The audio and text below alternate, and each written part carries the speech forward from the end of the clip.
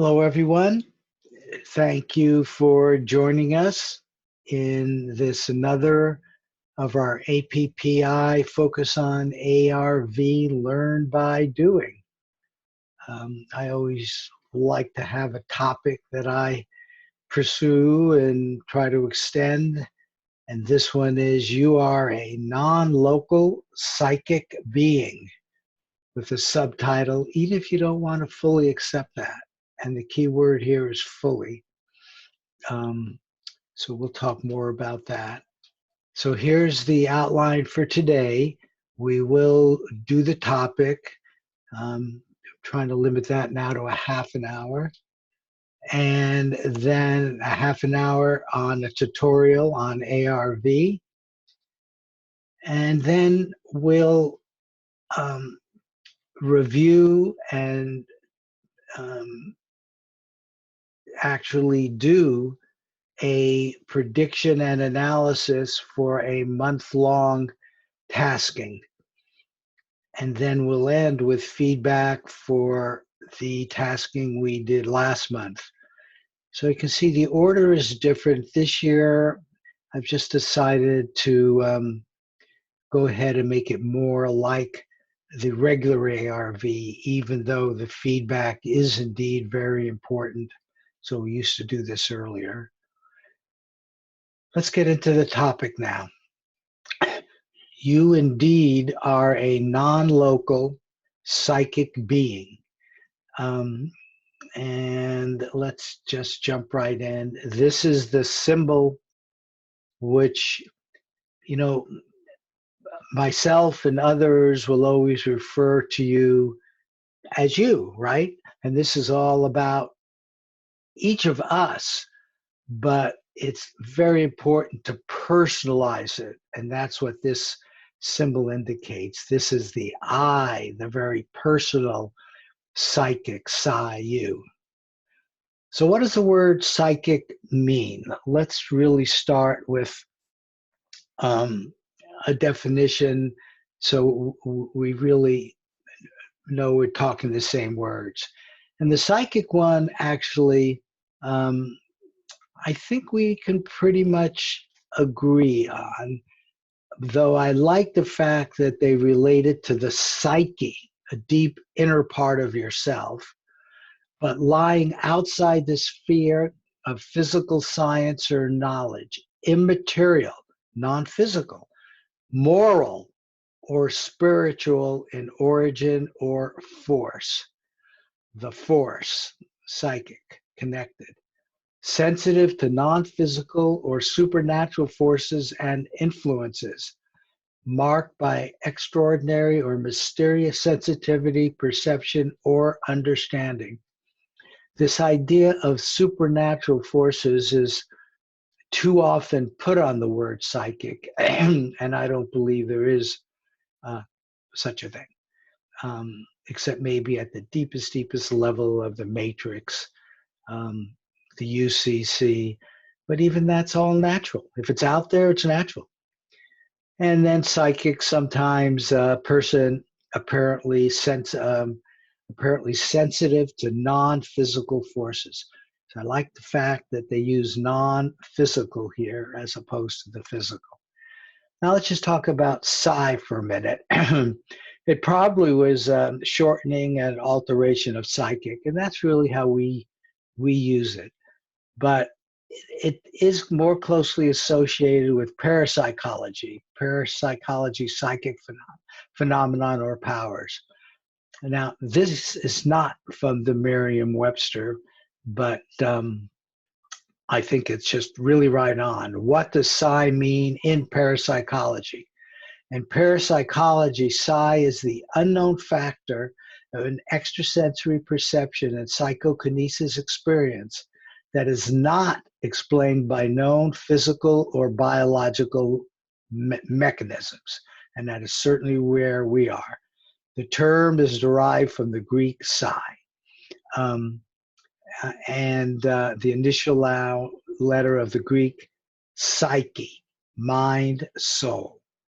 So psi, I is the name of the letter psi, literally incorporeal essence of divine power. So the Greeks really had a sense of this incorporeal essence of divine power. And I think this is the people with quantum mechanics who use this letter, as you'll see, I think appreciated the meaning of that. Okay, incorporeal pure foundation center, incorporeal essence of divine power. So when I say I psi, that's the part of you that we're referring to. Now, this comes from Russ Targ, and this actually I just got a few days ago from Russ. Remote viewing is a non-analytic ability. It's this concept of left brain, right brain. The analytic is the left brain. This is a right brain activity. Describing a different shape, form, or location on the planet is easier than guessing a number from 1 to 10. The purpose of this paper, of Russ's paper, is to correct the misconception that psi is weak and unreliable. On the contrary, in laboratory experiments and classified operational tasks, psi was found to be surprisingly reliable and useful. And that's the purpose of this whole talk here, is to get you to just feel so good about the fact that you are indeed psychic, and ARV is one of many ways to apply that. Now, I thought about whether to do this or not, but obviously I've decided to do it. I'm bringing in quantum mechanics because, again, it really demonstrates that this idea of non-locality, this idea that you are really greater than you think you are, because you really are coming from the quantum level, because that's where non-locality begins. And notice the symbol psi plus, psi minus. Okay, now don't panic. It's going to be the first time I'm actually going to show you the Schrodinger equation, which is the key quantum mechanic equation. But there are really two key points I want to make. These equations are rather remarkable in that they use this I, which is the square root of -1. You know what I is called? Because how can you have a square root of an imaginary number? But there's a whole mathematics that deals with that. And I is called an imaginary number, not real, sort of. And yet there it is. And the other key thing to remember in what I'm about to show you is that there are two psis, like we have here, but their product is what actually gives the probabilities. Quantum mechanics is really all about probabilities. Now there's the equation, there's the psi, what's called the conjugate. Here's all kinds of Planck's and uncertainty symbols, and that's really enough of the equation. It works. It goes into the Newton equations. It is absolutely the best description of the physical world, but not including the very, very, very large. It begins to fail when you start looking at things like black holes, and then you get into general relativity. But on our scale, this is it, quantum mechanics. It discusses probabilities, and notice the measurement, which actualizes into one or more now conscious moments. What is a measurement? A measurement is you're now paying attention to something. In quantum mechanics, they were paying attention to like where photons would go in double slit experiments or other experiments with electrons. The measurement is the transition from the non-physical world of mathematics, of the matrix, of the UCC, non-physical, into the physical world of physics. this turned out to be the reason that the founders of quantum mechanics basically said consciousness is fundamental, because they knew their model and the model gave probabilities, but when they did a measurement one at a time, it was only after they did the kind of probabilistic measurements that they indeed were able to verify that quantum mechanics was indeed correct. And they were the ones who came up with this idea of consciousness is fundamental. Here's a quote from Schrodinger. I showed you his equation. Consciousness cannot be accounted for in physical terms, for consciousness is absolutely fundamental. It cannot be counted for in terms of anything else. Max Planck said the same thing. I regard consciousness as fundamental. I regard matter as derivative from consciousness. We cannot get behind consciousness. You are a conscious being. You know that. You're right down there, very close to the fundamental level. And this is interesting. Max Planck said science cannot solve the ultimate mystery of nature. And that is because in the last analysis, we ourselves are a part of the mystery that we are trying to solve. And so intellectually, with equations, we may never solve the grand mystery of consciousness. However, we can learn much about consciousness by direct personal self-awareness as we apply precognition, as we apply our consciousness and pay attention with our consciousness to what we experience. This comes from earlier talks I've given, which down at the quantum level ultimately conclude with very good reason. And I'm not going to go through all of that now, but you and me, all sentient beings that have any consciousness, are advanced, living, conscious beings. But you seem to be, at least on Earth, pretty much at the top of this chain, because yes, you're an advanced living, but you're consciously aware that you're non-local, that you're self-programming, and that you are a conscious computer.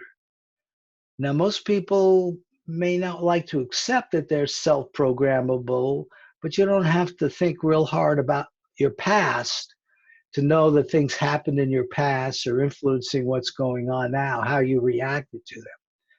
The idea of non-local, the fact that you're here, you get that because precognition is the basis of non-local.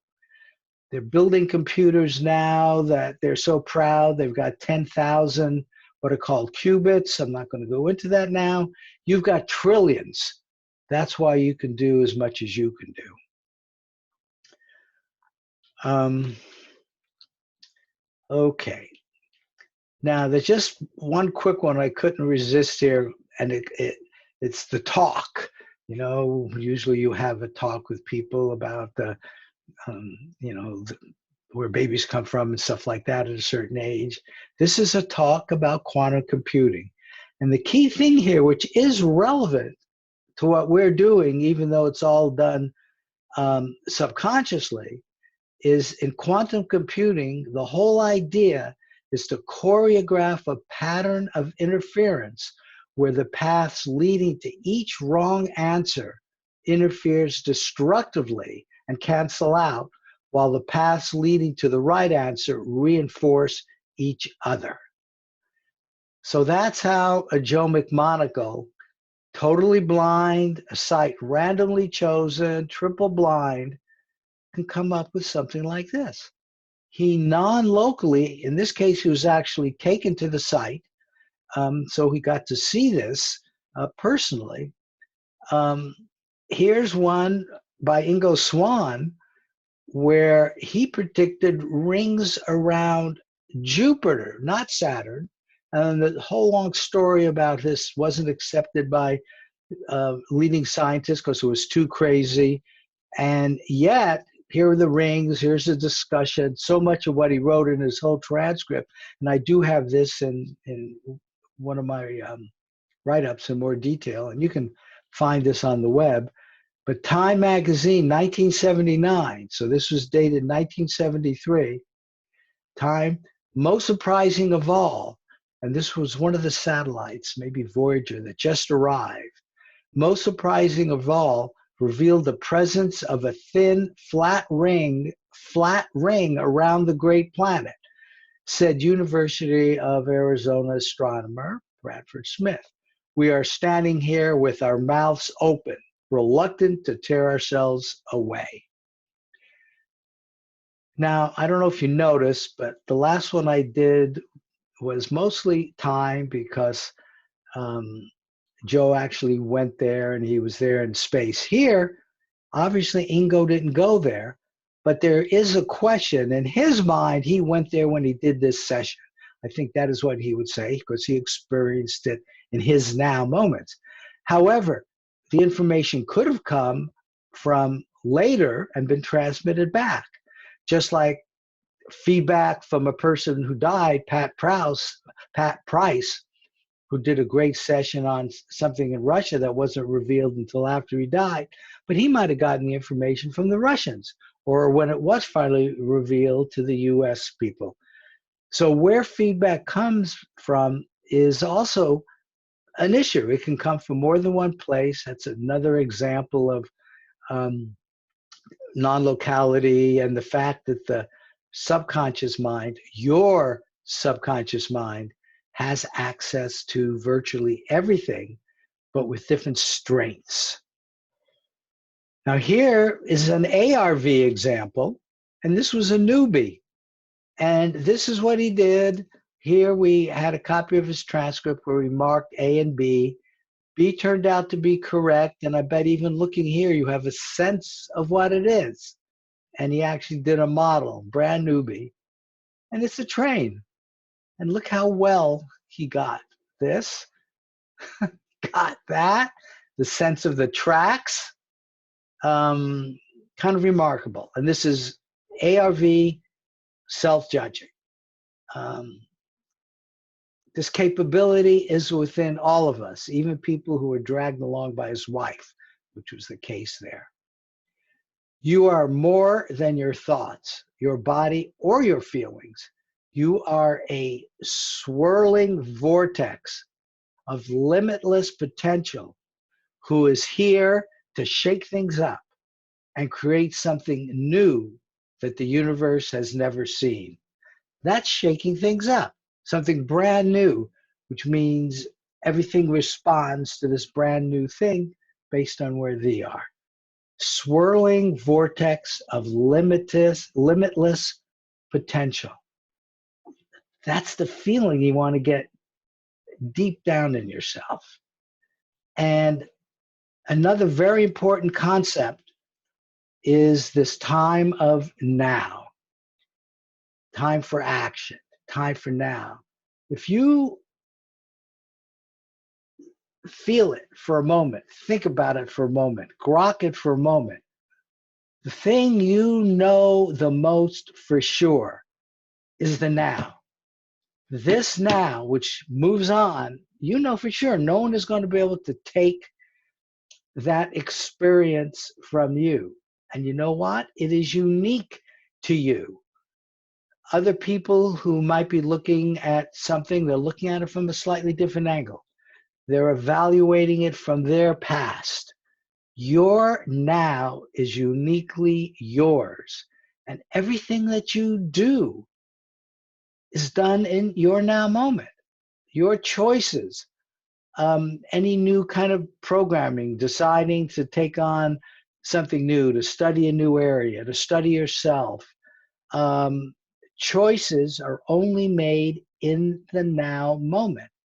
You can remember things from the past, for sure, and they're influencing what's going on in the now, but you only get to experience the now. So so important that to do things in the now. Now, the now connects obviously with your past, but what precognition shows so clearly is your now also connects with your future. You are psychic both ways. I'm staying with this a little further because this is just so important to get, because Kramer, who has the transactional interpretation of quantum mechanics, which I believe is the best interpretation, but that's just my belief, but you'll see why in a moment, because this shows, and this comes directly out of his modeling, which is the same, ends off with the same results as everybody else, but it's a different way of looking at it, that if you look at a star, okay, now this comes from him. This is his sketch. These are his words, except where I've tried to clarify things like here. So when you stand in the dark and look at a star 100 light years away, not only have the alpha light waves, those are going forward in time. So here's the star, and we always think of photons, right? Like little photons going forward. Well, that's sort of right, except they're really waves, right? The photons are waves to start with from the star. So here they are, light waves, alpha light waves from the star, been traveling for 100 years to reach your eyes. There's the eye, okay? So they've gone 100 years forward. But confirmation waves backwards in time. See, time is this way. Well, time is up. It doesn't matter. Time is up. Space is this way. But now backwards in time. So backwards in time from your eye, generated by absorption processes within your eye. So that's your now. Right now, you're looking at the star, but you've reached back 100 years in the past, completing this transaction. His model is the transactional model that permitted the star to shine in your direction. So it's a combination of that psi and psi asterisk, the psi, those imaginary model psis, when they connect up, it's only then that your eye sees this.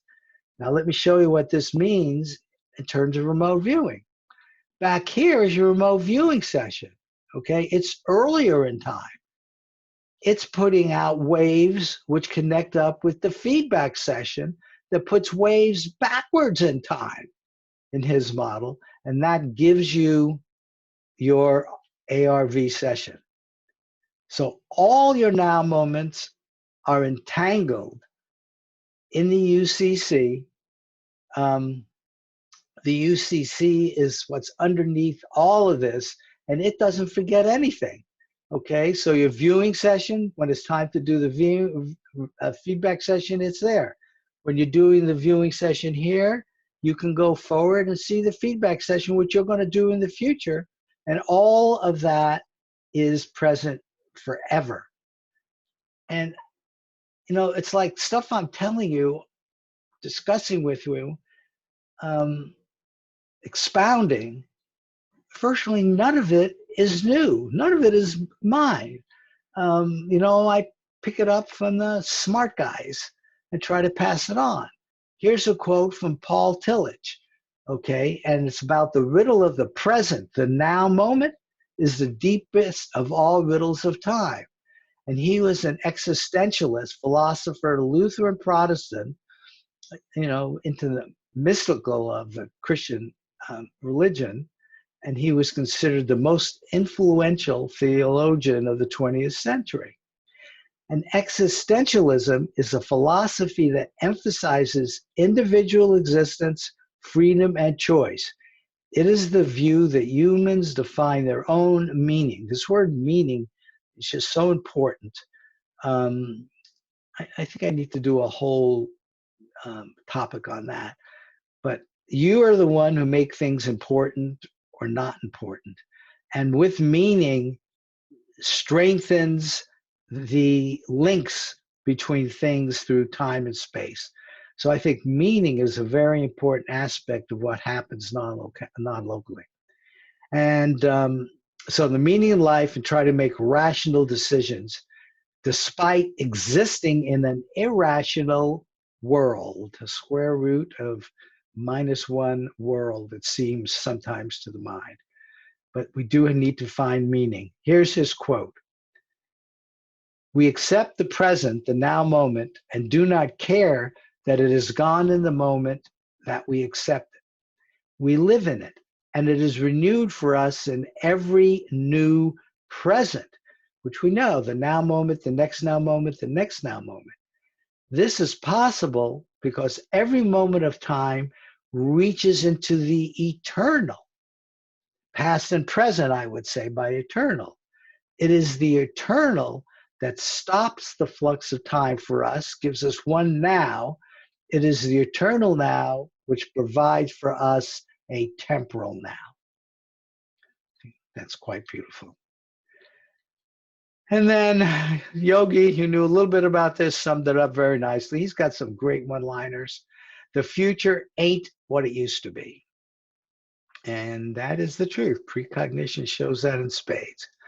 And we know we're using our subconscious. Here's somebody from the Mind's Journal that was willing to put out a number. Your subconscious mind is 30,000 times more powerful than your conscious mind. I don't know where he came up with that number. I think it's way, way, way too low. But the point is well taken. We're even now just beginning to touch the subconscious, because the subconscious connects us with the deepest, deepest layers of consciousness. And let's just talk a little bit about that now. This is from a Scientific American issue, and the focus was on what they called the unconscious mind. As you know, I don't like unconscious. Sort of says not, and there's no such thing as not conscious. So let's talk about it as our subconscious mind.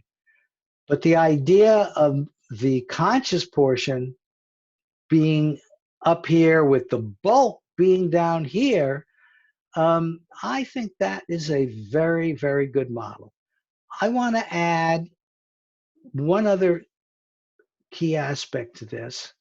Well, wait, let me first say it this way. The problem with this model is it shows the subconscious mind ending. No way. The subconscious mind is connected to this universe of collective consciousness, past, present, future, the eternal, everything.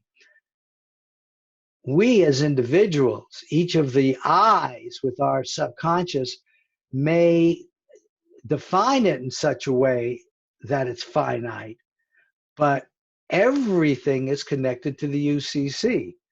So whether you want to accept it or not, you are connected to everything. The matrix that Ingo Swann would refer to it as. So your subconscious mind is indeed connected to the UCC, the matrix, the Akashic record, whatever you want to call it.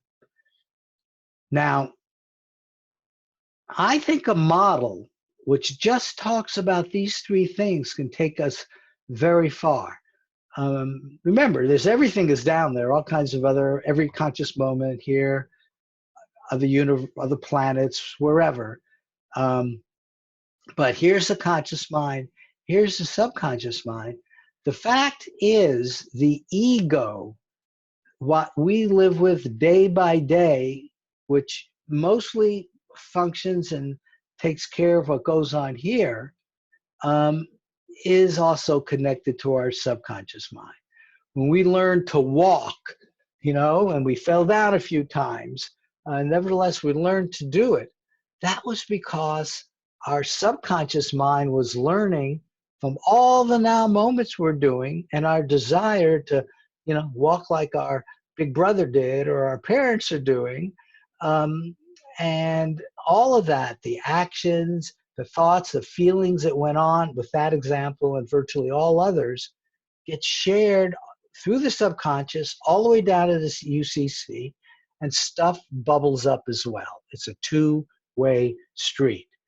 And I think you would agree with that, but thinking this deeply when we do our ARV, I think is important.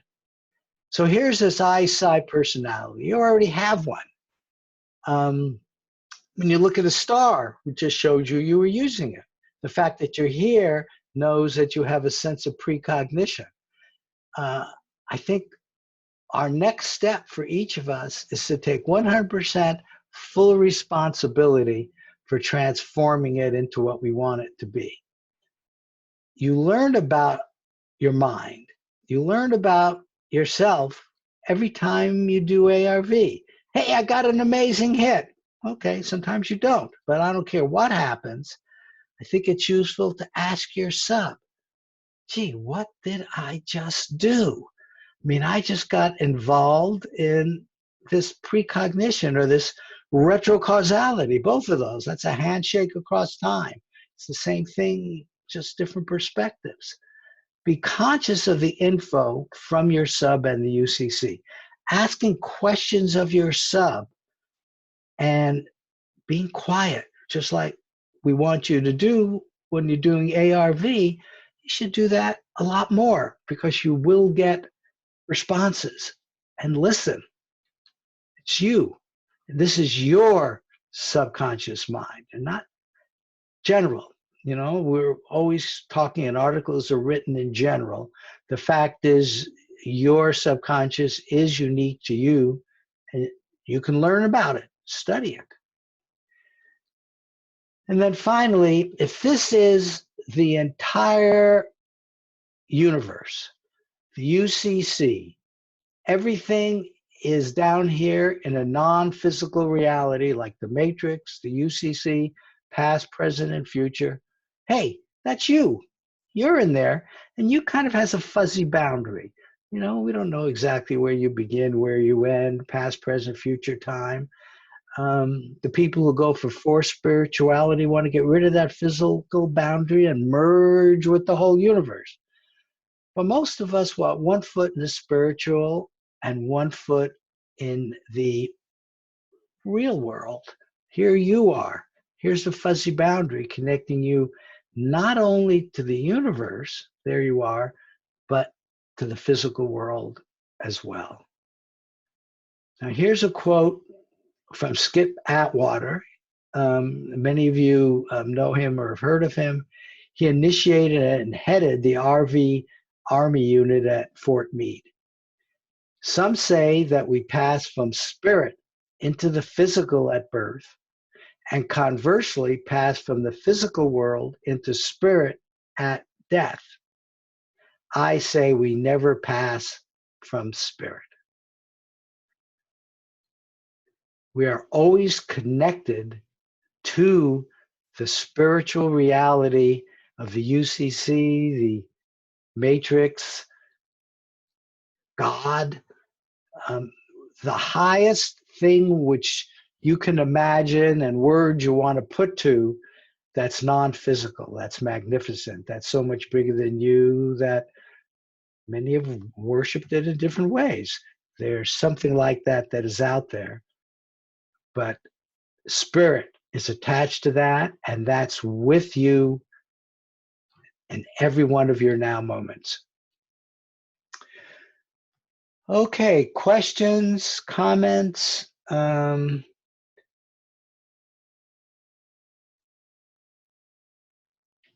Well, hope that resonated with some of you, all of you, one of you. Anyway, I'm happy I put that together because I wanted to put in one place what I felt was most important about this thing which we're experiencing, which is the deepest level of consciousness when we do something like precognition, going outside of time, if you will, and getting information from eternal time, and bringing it back when we do our RV session, sharing it when we do our feedback session. that breaks all the common laws, well, all what we thought were the common laws as most of us were growing up. Certainly that was true of me. Okay, let's move forward. Let's move forward. Thank you for those comments. I wasn't really, I guess I was. Okay, let's now get into ARV for newbies and oldbies. I had someone object to the term oldbies. He said, hey, call me a veteran, but I liked oldbies. So here's ARV, and down here we have a time scale. So let's first look at it in linear time. In linear time, you start with a remote viewing session, a standard remote viewing session with a pretty standard kind of cueing. Describe and sketch we use 6-digit numbers, others use mixes of numbers or letters or a date or whatever. But it's describe and sketch your feedback target, where this is uniquely associated with the feedback target. I call it a coordinate because of the training I had with CRV, but others call it a target reference number, TRN, and in words, that's sort of closer. But this is a unique number associated with this. It's almost like a telephone number. You dial on the telephone. Do you have the slightest idea what goes on from the time you dial and the person who you intended to picks up the phone? You don't understand any of that. You know what? You don't have to understand this either. But precognition will do it. Your subconscious will do it. It'll key you into your feedback target. So this is when you're going to describe your one and only target that you will experience during your feedback session. So that's who you want to talk to, if you will, in the future.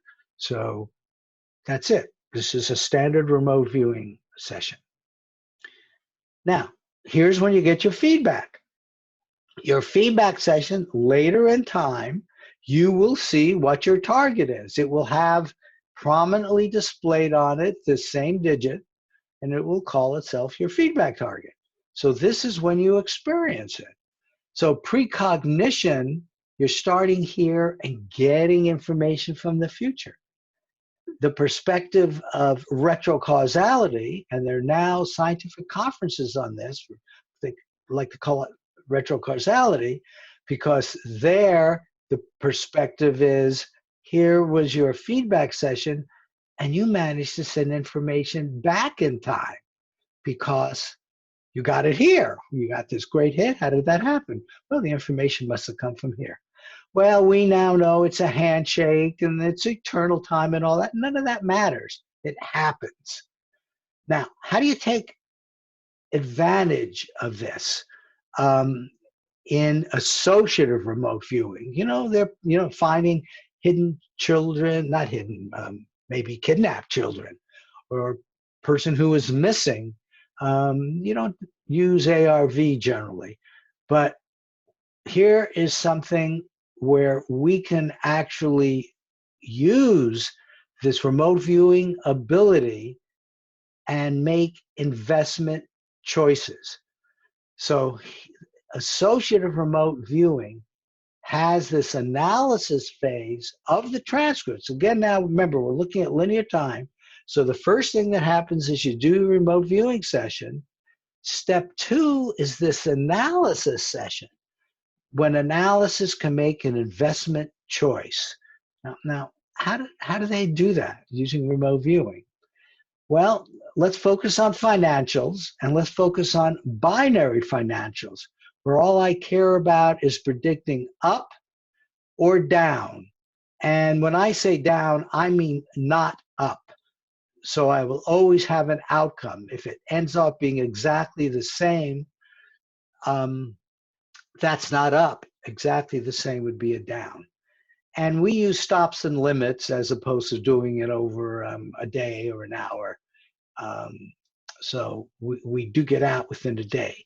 But notice the key point here is it's going to be up or it's going to be down. It's going to be binary. So that is what I want to do. Well, here's how we do this in an ARV setting. We set up two possible targets. Binary, two. Beginning to get the idea here. One is associated with up. One of those targets is associated with up. Turns out it's actually done in a random fashion. The computer does it. One is associated with down. Okay, I have two targets. One's up, it's one down. Guess what? The actual target shown during this feedback session, which is going to happen in the future, will always, capitalized, shouted at you, will always be associated with the actual up or down outcome. So, what does that mean? If I'm sitting here and I get a really good match, let's say to the down target, I mean, it's a really good match. The up one is just weak, but this one's really strong. It makes sense that it came from the feedback session, and that if I'm going to invest, I would invest in the down direction in this example because that's where it gave me such a good match. That's the idea. And it's between, in linear time, between the analysis and the feedback that we can make an investment, up, down, or pass. Hey, both matches to my remote viewing transcript. Your remote viewing transcript might have been weak, so you pass. So there is an option to go up, down, or pass. And then finally, there will be an outcome, and then the actual possible target, one of them becomes the real target, which then sends information, which you describe here. So that's ARV. I believe it's important to recognize that what we're doing is purposeful precognition. There are lots of examples where it happens accidentally, deja vus perhaps. You pick up a phone and you just have the sense right before the phone rings of someone you haven't talked to for 20 years, and lo and behold, that person's on the phone. You know, that's sort of a meaningful coincidence, if you will, but it's precognition. But it's not done on purpose. What we're doing is doing it on purpose. And even the data shows, even though, yes, you don't have to get feedback in the normal sense of the viewer seeing it, somebody is always seeing it, or you will never be able to know if it's a hit, miss, or a pass. But there are other channels. Okay, so we start with this tasking. Let's talk a little bit about what the target is, because ARV has been done with objects. It's been done with pictures, as we're doing. It's been done with videos. In fact, I'm thinking of going videos just for interest, but none have showed substantial differences with the same people. You know, you can use ARV for any of these. Now, what is a photo site? We sort of have a new word here because we want to differentiate it from both the photo and wider kinds of targets. So here's its definition. Photo site refers to the specific photograph site location, specific site location at the specific time the photo was taken. I don't want to know about that place a year ago. I don't want to know what's 100 feet from that place. I want to know about the photograph site. And consciousness is expected to gather information from the photo. You can certainly get a lot of information from the photo, but or it can move to that site, the specific photograph portion of that site at the time the photo was taken. Your task, as always, is to describe and or sketch what can be obviously verified from the photo. Now, we're going to talk more about these first impression gestalts, the thing that comes first when you look at a picture. And that, of course, is visuals, sounds, now smells, taste, tactile sensations, emotions, and ideas. A lot of these can come from the picture, but if you go to the site and stay focused on what is in the picture, lots of times it's a lot easier to pick up what's going on right there. So let's go and look at an example.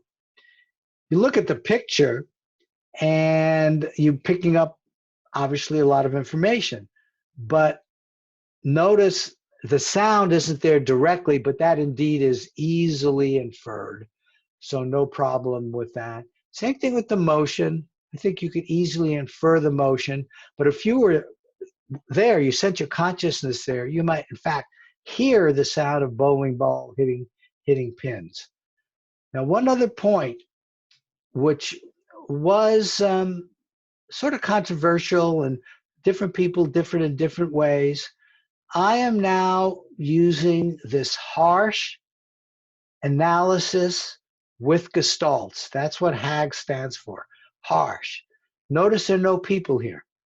You probably could infer they were here, but who knows, maybe they ran out. Doesn't matter. Being harsh, there are no people in this view of this picture. So that is our current one. It's what's in the picture, what consciousness can pick up from this frame of space-time. Now, another last, or probably not last, but a piece of advice: practice, practice, practice like a doctor or a shaman. I mean, I think you've heard enough to know the idea is easy. We're making a binary prediction, so we have two possible targets, but there's only one at feedback time, and that's your tasking. If you do anything else, you weren't doing your tasking. And Joe McMonagle used to do 6 a week, at least 6 a week. He'd try to do 1 a day. Now, I'm quickly, just for your brand newbies, I quickly just want to show you and get you to feel really comfortable with how user-friendly the approach is. Everything is done with email, and everything is saved on a server.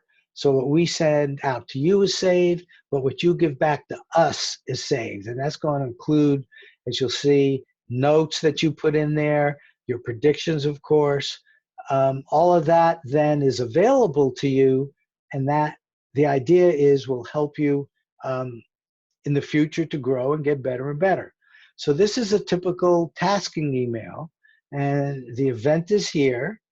This was actually from last, July, I guess. Okay. And all you'd have to do is click there. So, I mean, that's how easy it is. You don't even have to pay attention to what the task is, frankly.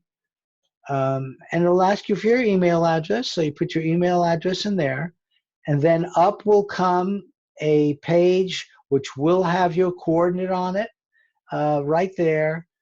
And this is when you would do your RV. You now have your coordinate. You would do your RV. The next step, what you do after you have your transcript, is you upload it to our server, okay? And then you click submit, and it's only after our server receives it that it'll randomly choose a picture. This is truly precognition at the best, where there's no cheating. Your two choices, 1 out of 800 prepared photos, possible photos, are chosen after you upload your transcript. Now, you may want to work with an independent judge. So instead of you uploading it, send your transcript to your independent judge, and your independent judge will upload it for you. So if you're working with an independent judge, send a transcript to them. They'll upload it. They'll then get to see both of the pictures, both of the possible targets. Here's an example. The next page is where you need to put in, if you down click here, and this is a graphic, you'll get 0 to 7, 0 to 7. You'll get TARG's possible approach, which I think it looks like I'll show you that later, but it's a 0 to 7 system. And this is where the analysis comes in, and we're going to go over that in detail.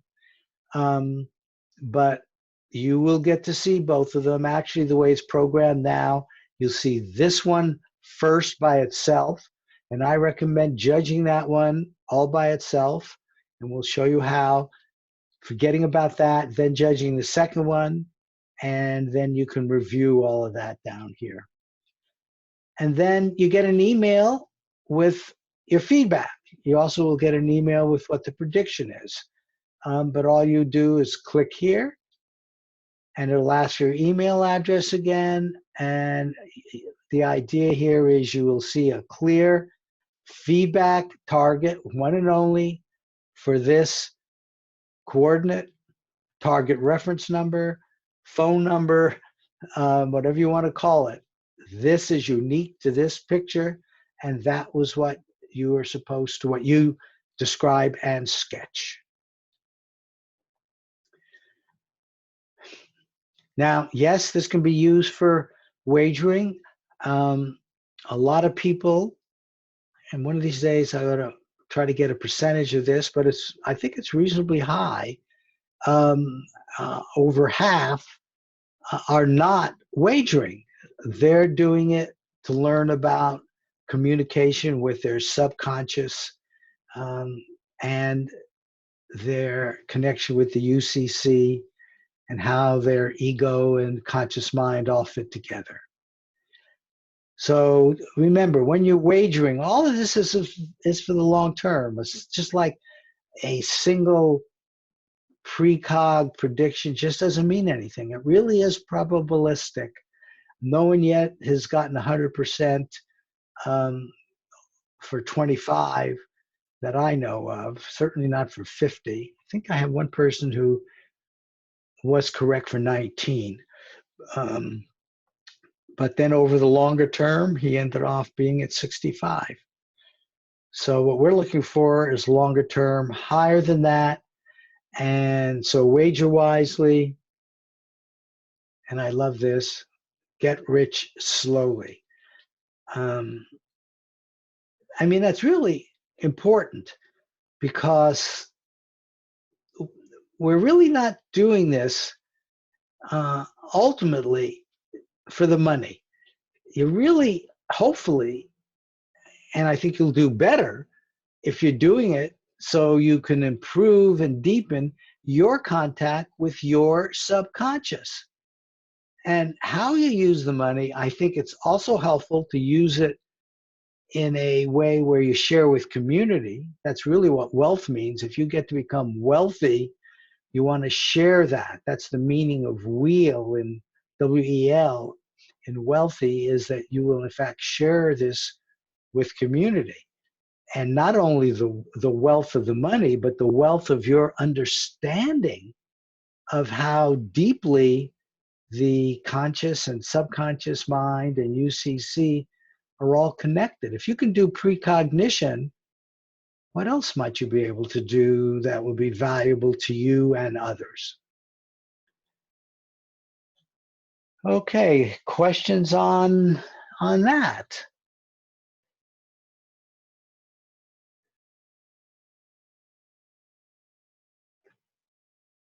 Okay. Very good.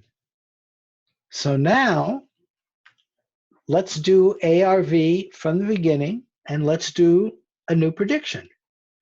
So I'm now doing something I've never done before, and that is I'm going to ask those of you who are not already in the webinar group to sign up now. Okay, and I'll be able to put you in right now. And I'm not sure any of you know that you're in this group or not. Let me see. Actually, there is a way that I can tell.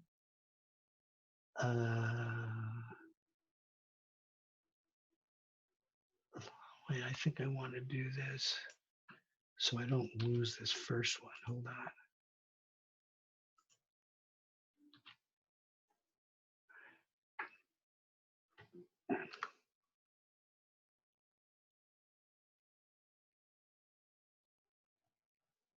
Here, I can do all members here. So here's everybody that's in there now. If you see your name in here, you don't have to give me your email. Put it in the chat box. If indeed you're not sure, put it in the chat box because it'll tell me. So, because then I can just copy it and paste it in here. So go ahead, put your names in the chat box. Because I'm about to give the tasking. Thank you. I'm about to give the tasking to this just as it would be with our normal ARV groups. And that's the reason I'm doing this, is I want you to see exactly what it's going to be like. The idea there is you spend your time on the RVing and not worrying about the details of getting your emails and stuff like that, because all that is so easy. Okay, I got Karen, got Julie.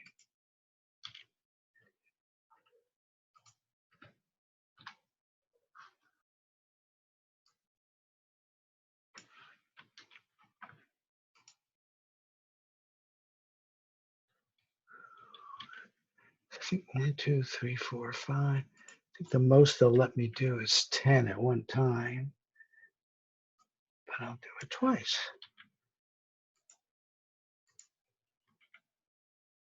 There's Eric. And let's do see Donna.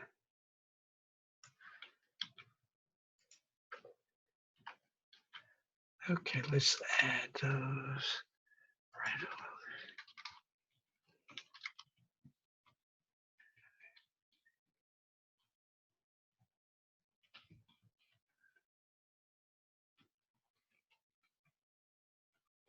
So this is just like the other groups, but now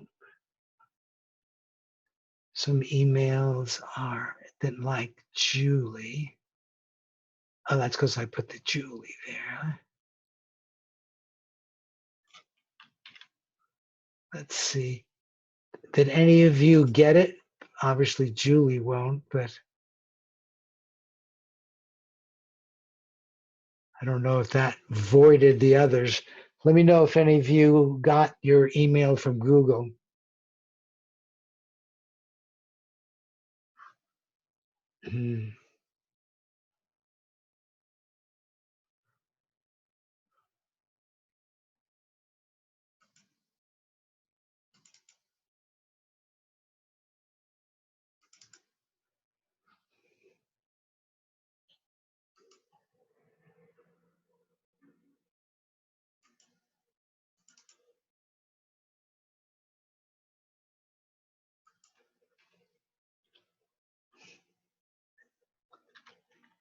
Okay, none of you, let me look down here.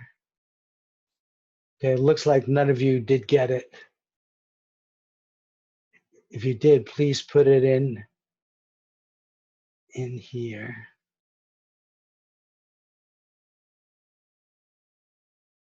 I must be looking, no, I think the fact that one was wrong. Okay, I'll go back, I'll have to do it again. Sorry about that. Let me make sure they're all right.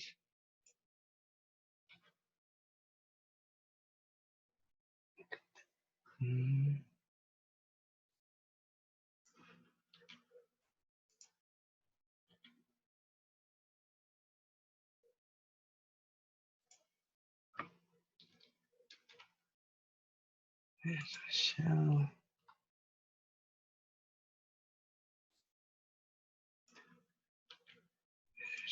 You.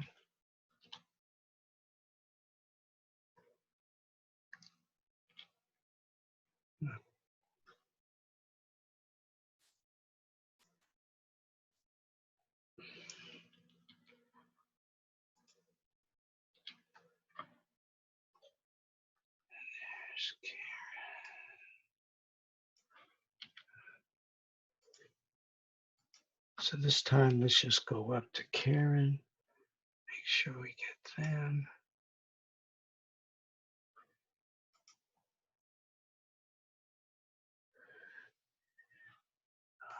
Just with sorry this is taking so long, but it's worth it because you'll now be in the group forever.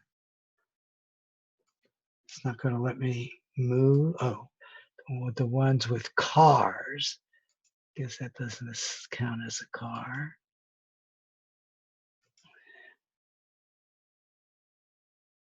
All matching image. Oh, there's a car there. Okay.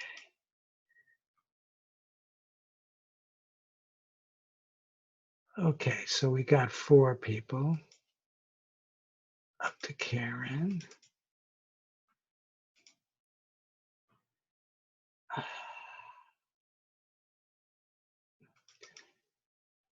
Boy, this wasn't supposed to take this long. Again, I apologize.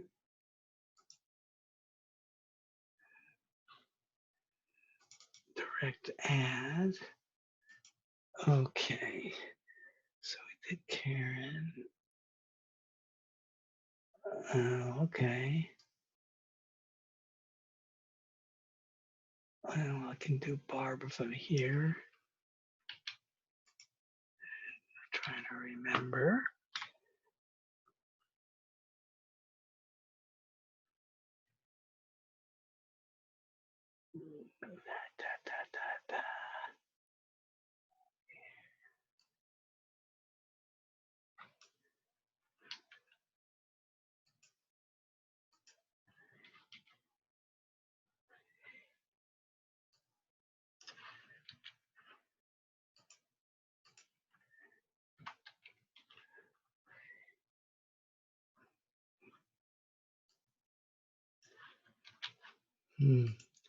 Maybe next time I'll ask people to sign up on their own. I can't remember if I got you, Donna.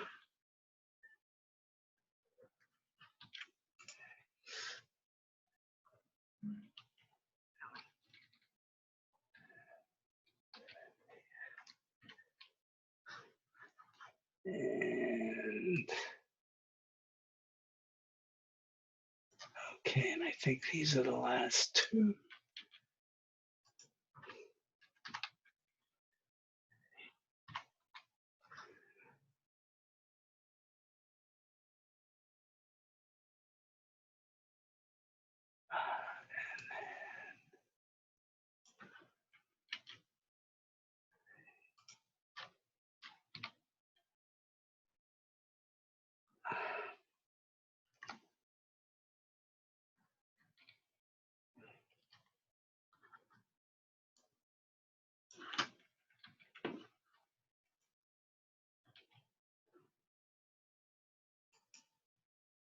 Oh, Marty. Oh, sorry. It's Karen.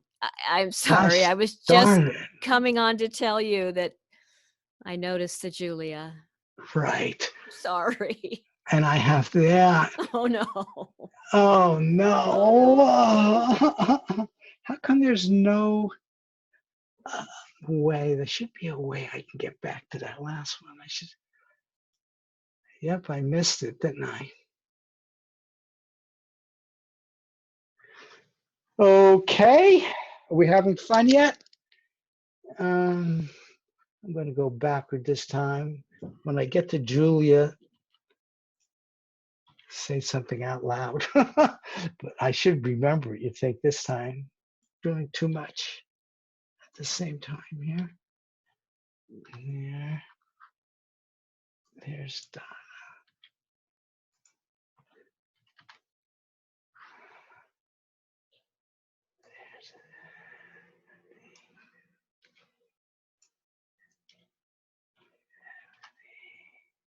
There's Julia. Okay, so she's right there. Okay.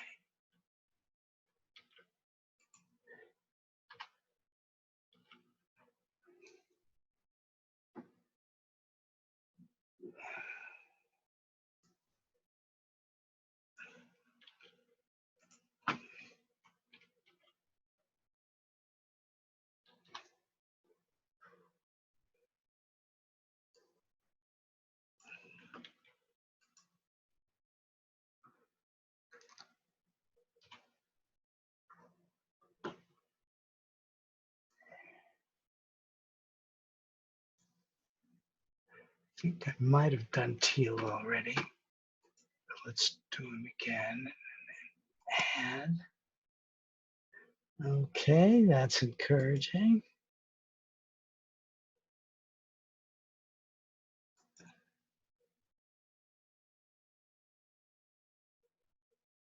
Okay, so I double two, which is fine. Okay, so now, are you now getting your emails that you're in the group, I hope? You can just say yes in the chat box. Got it. Okay, excelente. So now let's go ahead. And I've already set up as the group manager for any of the groups that you're in, the financial or sports groups, as well as this one. I'm the group manager of this one. Has a group manager that does tasking, gives the results back, sets up the feedback pages, the easy pages for you to use. So this is the tasking, and the tasking event name, which I put in here, was Will SPY. That's the standard P500, basically divided by 10. Move up between today and the day before the next first Wednesday of the month. This is when I give these, usually the first Wednesday of the month, but there are extenuating circumstances sometimes. So I've got this already set up. I'm now clicking it. And hopefully each of you, in fact, I will go to my email. And I just got this. And each of you should have something exactly like that. Notice here's the event. Here's the thing to click.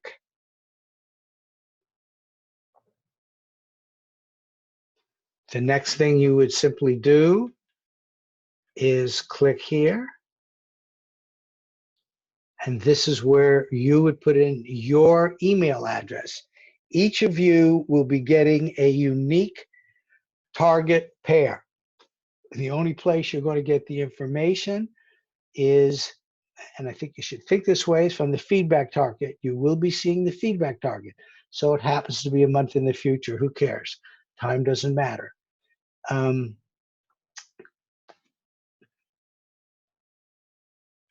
Okay. In fact, I guess there's no reason I can't put my name in here. The next page you'll see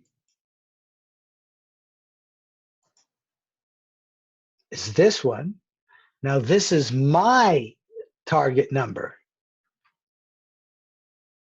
Let me go back to the PowerPoint.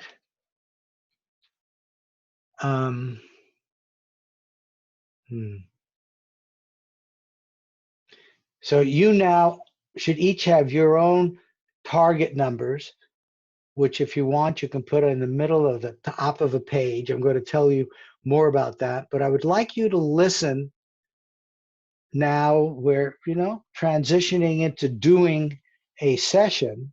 So let's listen and take advice from several people before you do it. Some of you OBs may want to start, though I think this advice is really valuable for all of us. I need to turn off my this so you can hear it.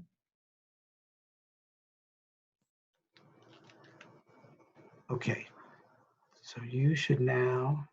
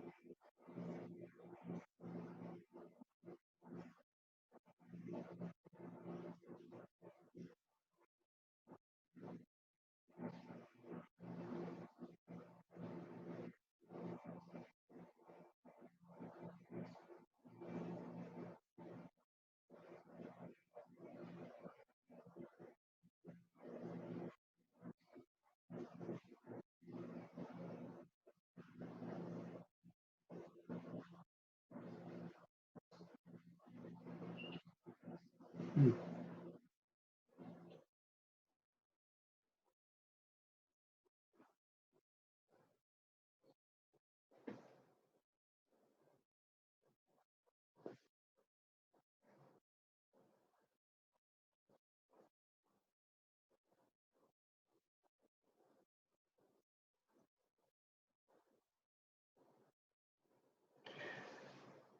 Hmm. You guys can still hear me though, right? Yeah, I can tell my mic is going. None of you heard the audio. That is very disappointing. Um, well, what he basically was saying is the interviewer, and Russ was the interviewer for so many of the things that was done at SAI, and he interviewed Jeff here, and at first it just didn't feel like it was remote viewing. It wasn't coming from his subconscious. So we actually took a break and had him do it again and just put down what he perceived. And he did this. Now, most of us have to learn to be self-interviewers because we do not have the luxury of an interviewer. And you can do that. It's the ego part of you, believe it or not, that would quietly do the interviewing as it's staying in the protocol, in my opinion. But it's very subtle. It's like, okay, tell me more about this. What did you mean by this? Oh, I see. And you get this from it. And then, okay, can you tell me a little more? It's very subtle, but yet I believe self-interviewing is in fact part of it. Um, is a time to stop. I don't know why you didn't hear it, but I'll just have to accept that and figure it out. Now, here's something Carl Jung said about all this. Something in us sees around corners and knows beyond time and space. So just this idea, and just get it deep in you. You're psychic. And you're probably as psychic as you want to be. And the issue is what's stopping you. Here's more advice. I've changed this a little bit, but it originally comes from Tom McNair. And a lot of other people have said, describe, don't analyze. But look at this nice example. Rounded orange textured, firm yet pliable, less dense on the inside. Gee, it must be a football. That was the analytical. Analyzing this. Don't let that happen. When it happens, put it on the right side of your page as an AOL, because you might get more information. Ooh, smells fruity. So in this case, it probably was a pumpkin. So describe, don't analyze, don't name, use these level of kind of words. Also from Tom, modified. Don't overcomplicate the RV process. Simple is best. Keep the intellectual ego mind focused on structure. What is your protocol? What's your transcript structure? You know, keep your ego mind focused on that, with maybe a little bit as a guide, interviewer, but basically as quiet as it can be. So it basically just witnesses what it gets from the subconscious, and it's concerned about where do you put the data in the session structure. The subconscious mind is what's receiving the data, okay, from the UCC, and then passes it on to the conscious mind, which the ego is now listening to, and it writes it down, and it describes your perceptions. Now notice, this is all the model coming from the subconscious mind. You become aware of it. That's the conscious mind. When you're aware of it, your ego is aware of it, and you write it down.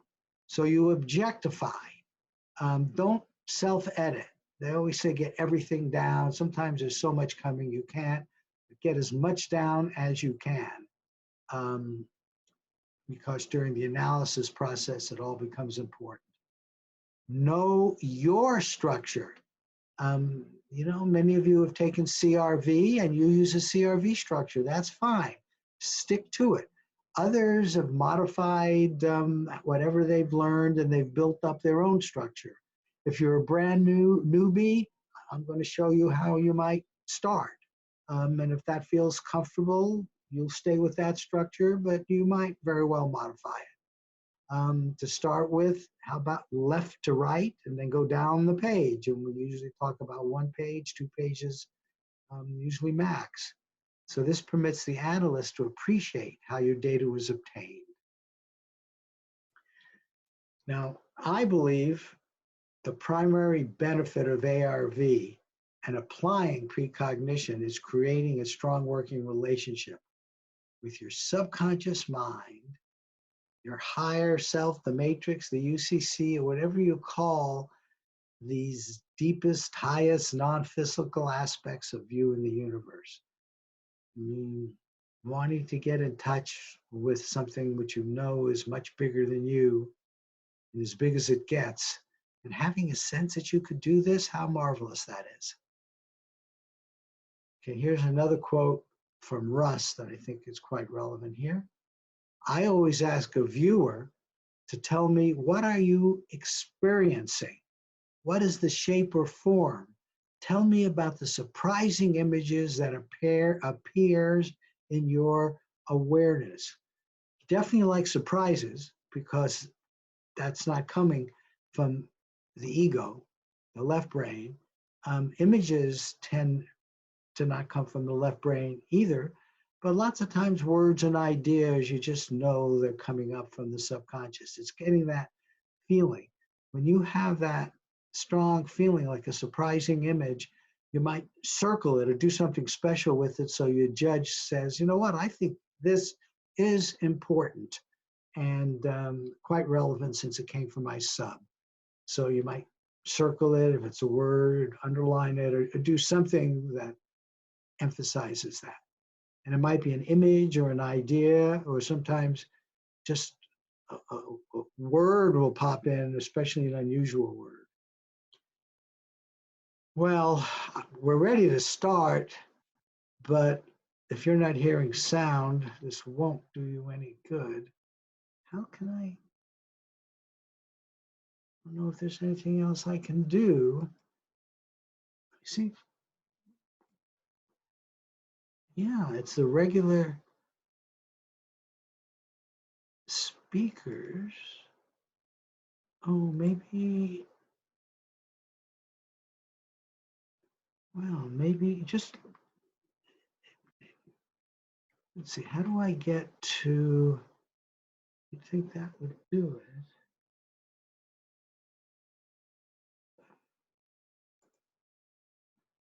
Skills of speakers, microphone.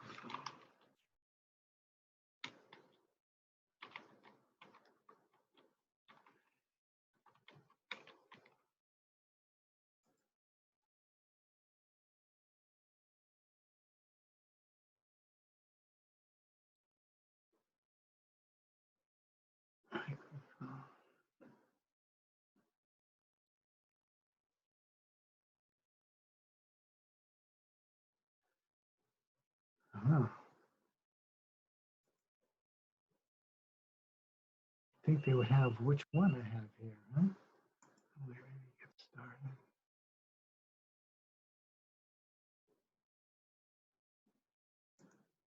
Hmm.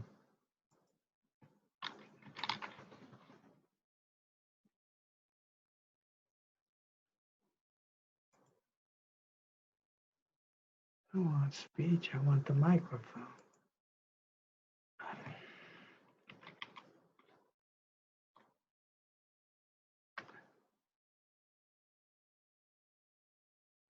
God, isn't that awful? Wait, settings.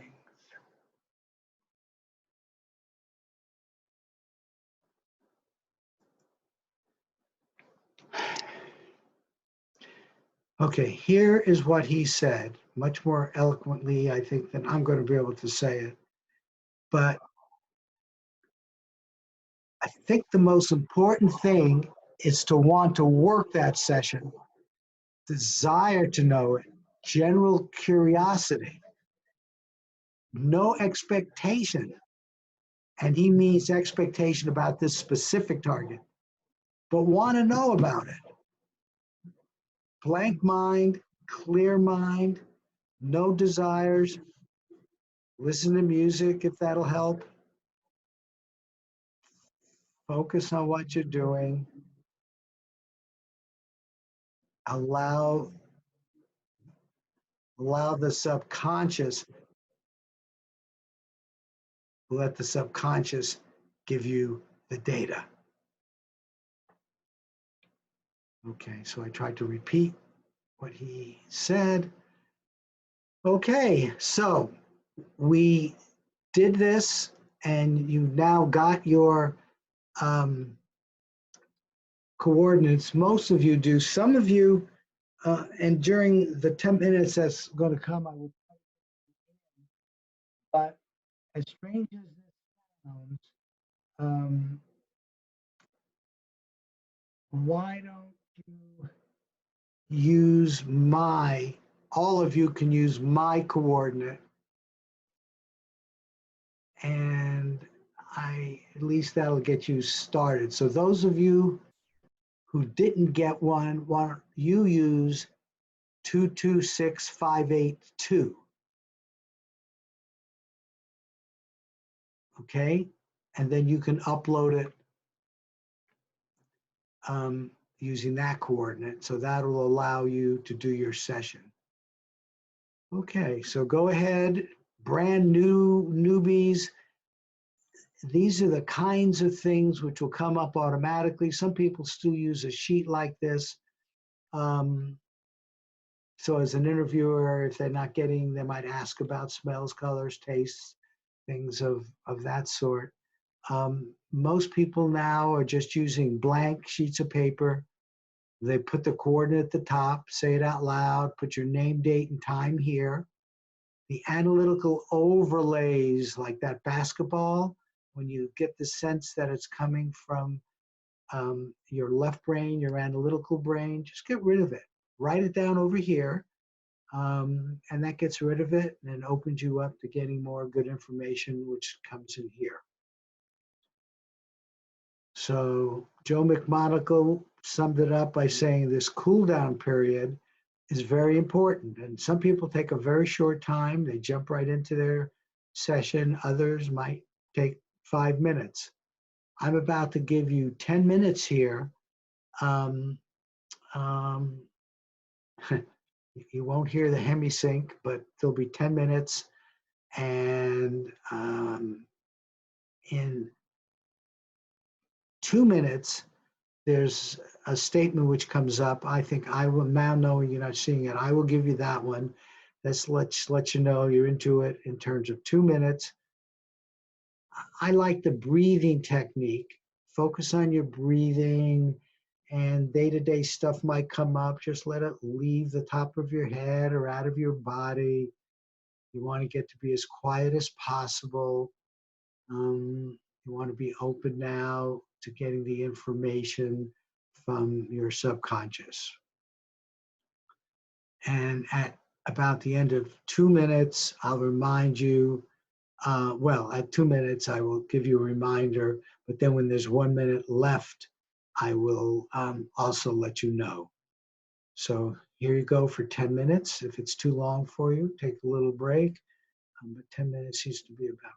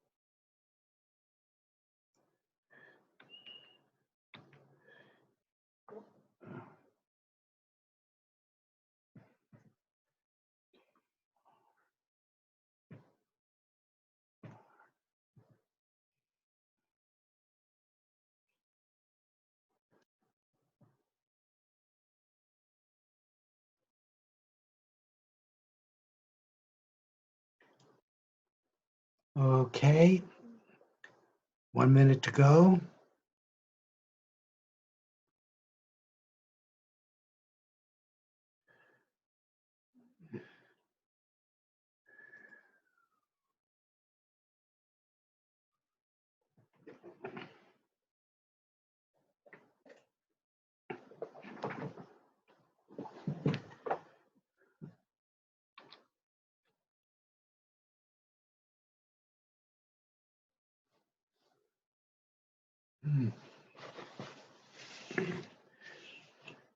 And now, come on back to your so-called normal self, your day-to-day physical self.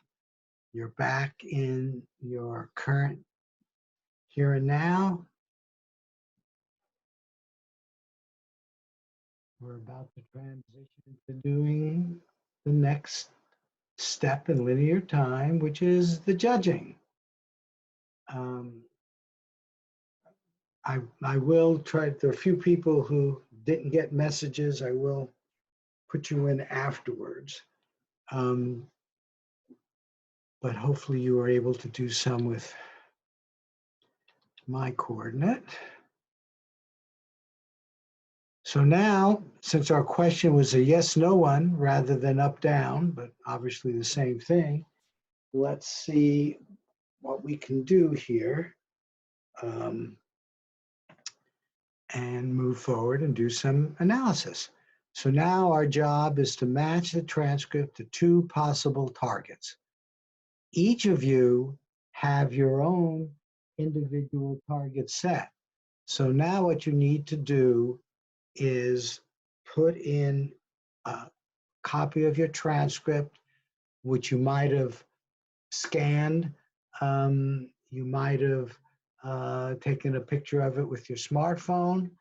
However you do it, get it on your computer and then upload it. Once you get it on your computer and you browse for it, then you can simply hit the submit button, and then you will have access to the two possible targets. Okay, so you go back to this page, and if anybody's having problems, no, but it's the same page where you got your coordinate, and now you need to upload.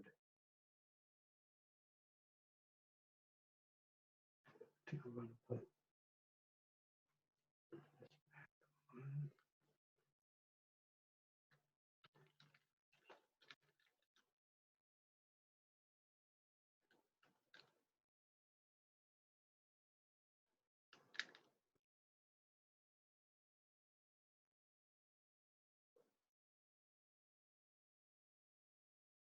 okay.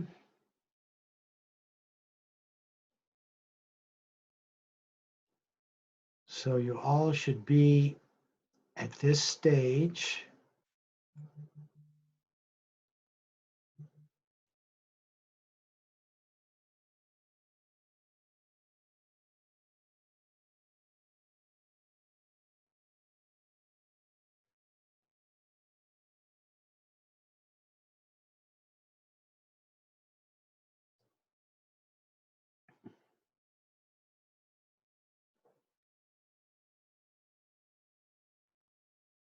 Good. I don't see any questions.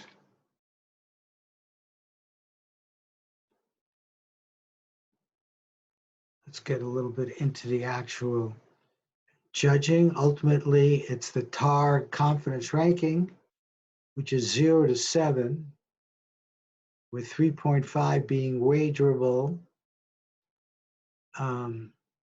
4 is good, 5 is unambiguous, unique. So that's not very good. 6 and 7 get even better because now you pick up what was analytical information, like naming the function of the target or naming the target.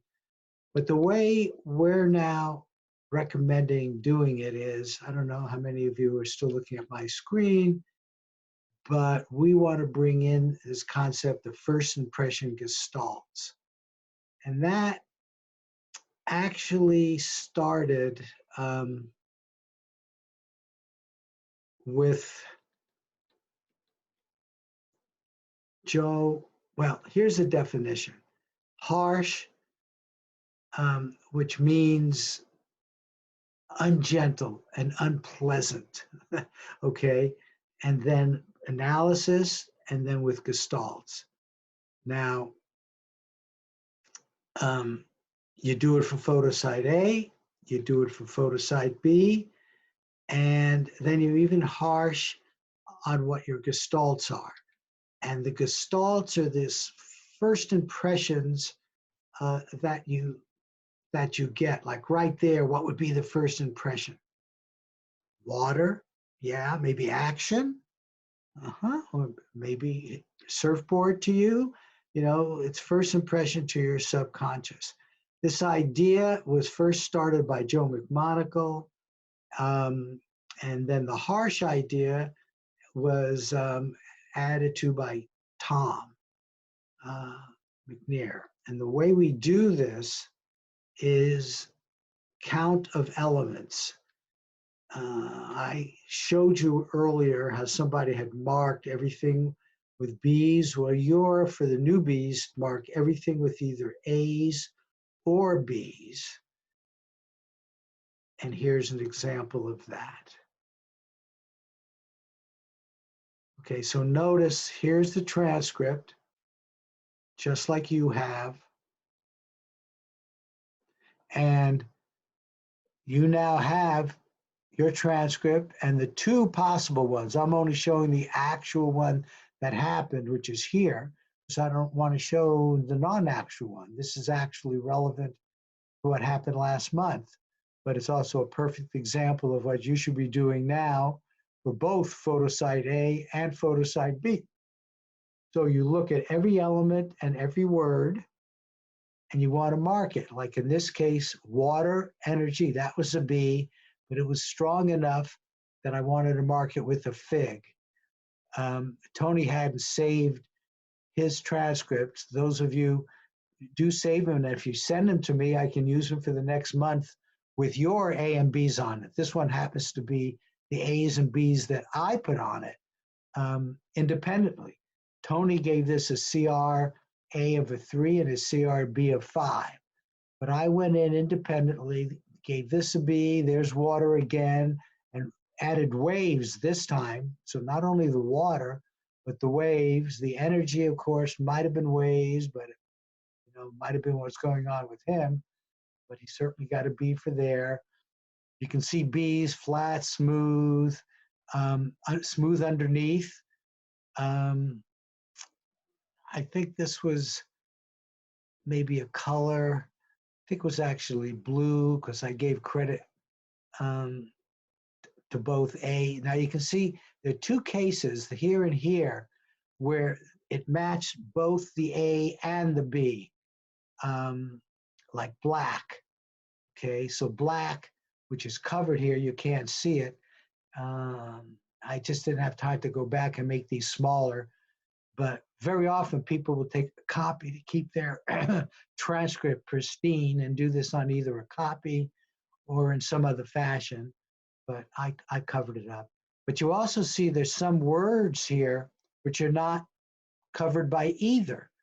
And so in that case, when you do your counting, you would ignore those completely, but you also only count the doublets.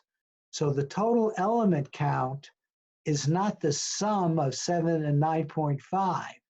The total elements are the total independent possible elements that you could have gotten. So either one of these that were marked by something, either the A or the B or both. So we had 7 A's, 1, 2, 3, 4, 5, 6, 7. We had 9.5 B's. Here's a little b, so I counted as a half. And then for the figs, for A, which you can't see, I had given it a 0.25. And for B, I gave it 0.75. The only thing, frankly, that was missing was a reference to a person. He just didn't have any reference to a person, but he had everything else. And then this is the approach which actually was started by Joe McMonagle The only thing which was changed by Tom was kind of a HAG approach of just using the total number of possible elements and making all of them harder. So with this equation, you can see that the CRA, right, the red A is the 2.5 from that fig plus 7, because there were 7 A's marked, divided by the total, which was 15, and you multiply that by 3.5.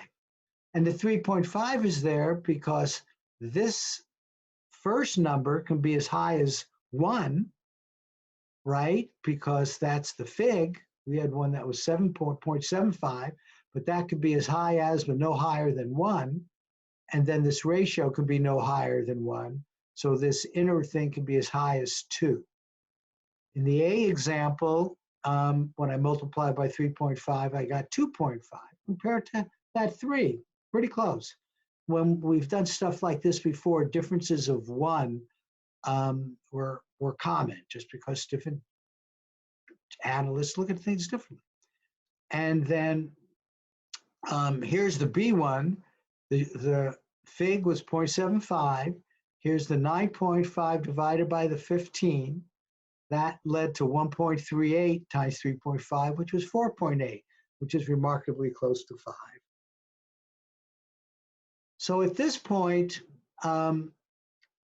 you guys should have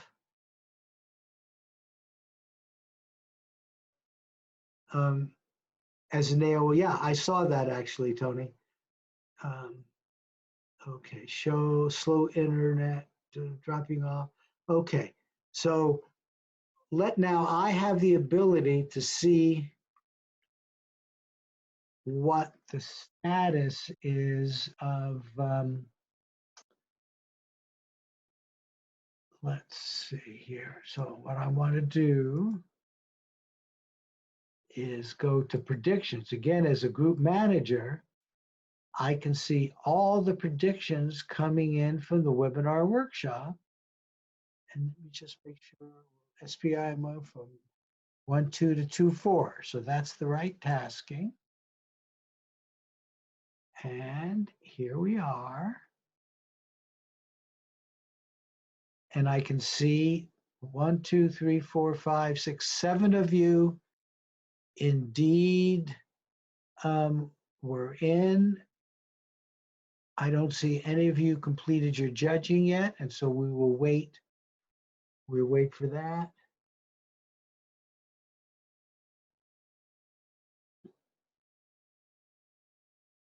And as I say, if there are any questions, the judging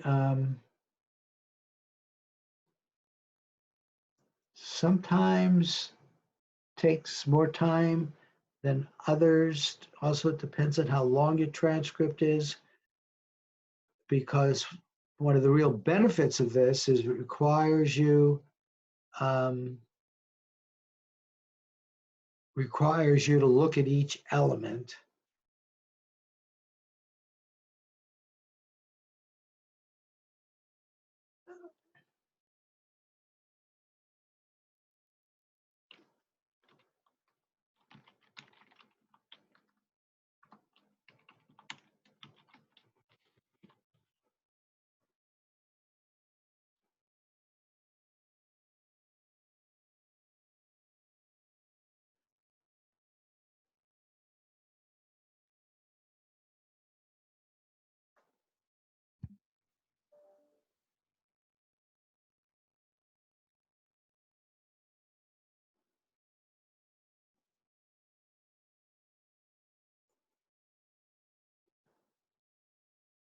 Okay, so I see Tony has submitted one.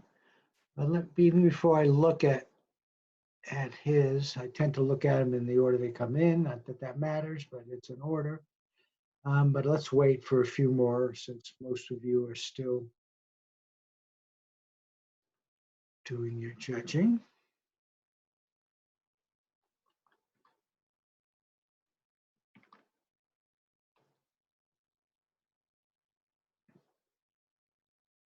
Hey, Marty, could you please go back to the calculations page? Yeah, sure. Let's put that back. How about that? Can you read this one? Great. Okay? Thank you. Yeah, because I do have a bigger version of that. But that graph says it all.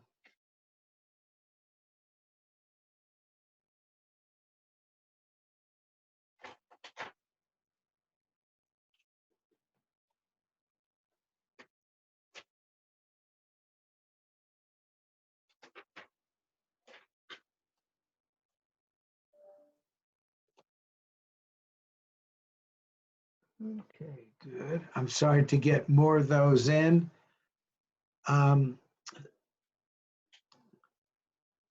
So if you need be, maybe you can take a snip of this or print it, well, or copy it. But it's really inside the parens fig plus the ratio of elements, then all of that times 3.5. Once you do it 1 or 2 times, it becomes really obvious. But for your newbies, there you go. And you could just copy it down. CR A or B equals fig plus number of matches to A or B divided by the total data elements. Okay, so let me redo this. And we now have Tony and a pass, and there's nothing wrong with passes. What we try to avoid are misses.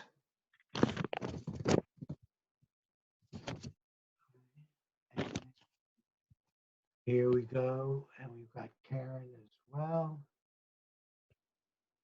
And I do recommend, and Cybernaut did do it, put notes in, even if things like this, because they become part of the record. You have access to it, and you can use it later to remind you of things.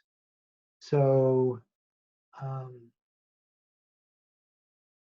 it looks like there might have been some matches, but he gave both sides 0.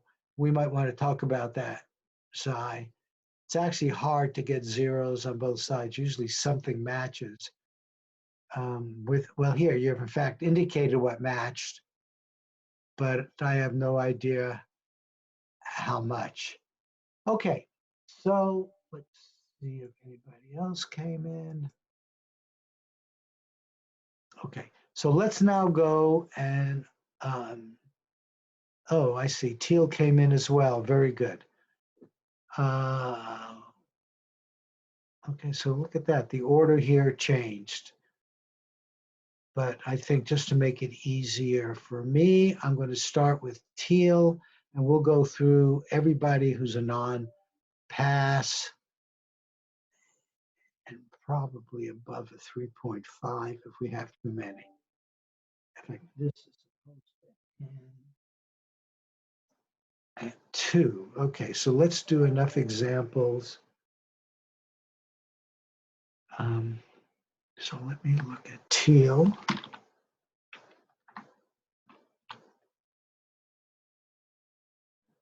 And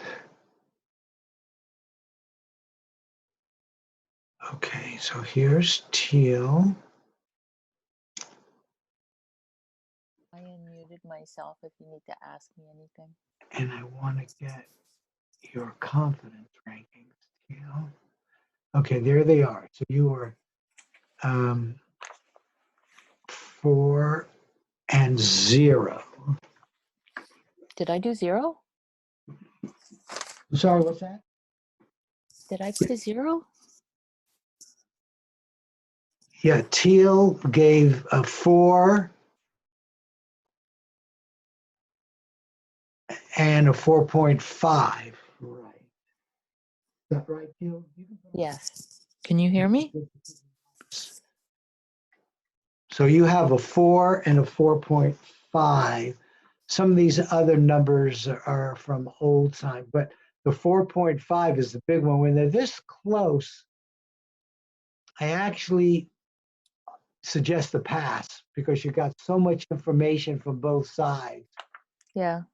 In fact, for that reason, if you don't mind, since I have enough others here and we're running out of time, That's fine. I think I'll go to Tony, which had a 4.5 and a 2.5.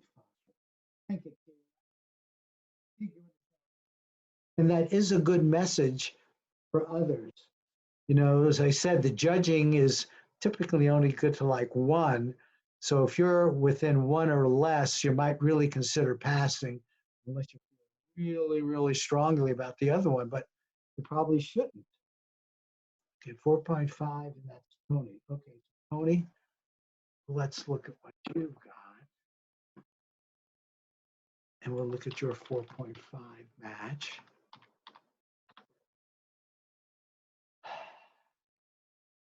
Okay.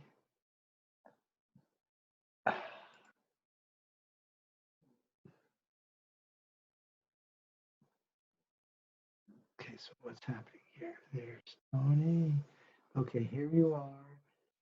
So let's first look at the transcript.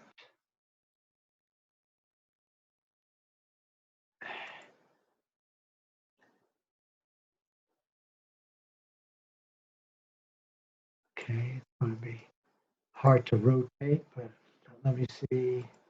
The way to rotate it is to capture it. I mean, it's worth doing, even if we only do one example, just to see somebody else and to review the judging and all of that. Okay, so I can open the editor and the image. Date.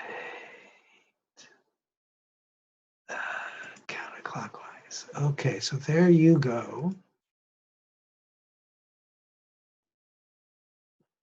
Let's see if I can get you to be, well, okay, then let's do the second one. Move you over. And then we want Tony's photo site A. We don't even know if this is up or down. Whoa, that's exciting. Let me make that. That was your A, right, Tony? You'll stop me if I'm doing anything wrong. I'm trying to make that small enough so we can see it. Yeah, that's correct. And see your thing at the same time.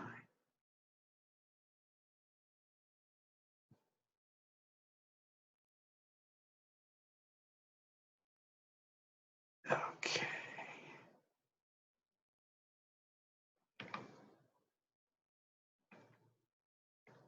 Uh-huh.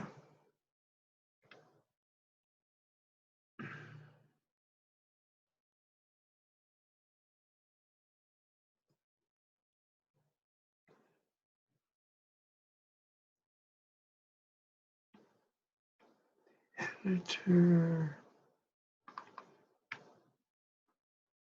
Okay. Again, all of this has to be in real time, right? You did your transcript in real time.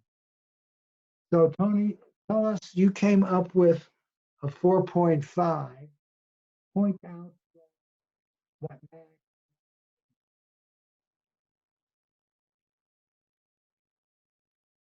Are you here, Tony? Yeah.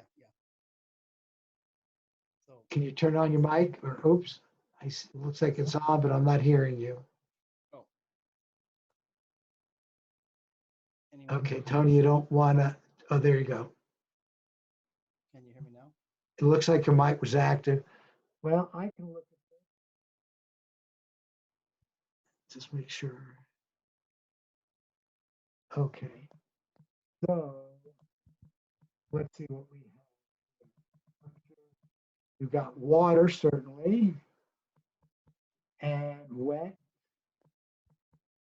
Harder for me to read this. Dirt, salt, certainly salt is good, salt water. I think there's wind. Oh, that's as powerful. That's right on. A lake, it's either a lake or an ocean, that's naming it.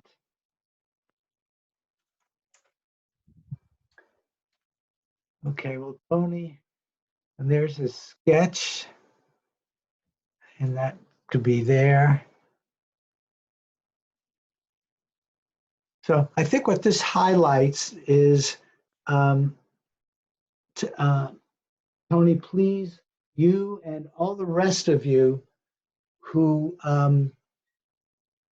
feel good about your sessions, you know, I tend to want to talk about the ones that are, you know, 4s, 4.5, 5, that sort of thing, and how you judge them. I think Tony may not be using HAG, and that's fine, but it would be good to hear how he got there. But since we're running out of time, what I really would like you guys to do is, and let me go see how many more of you have finished.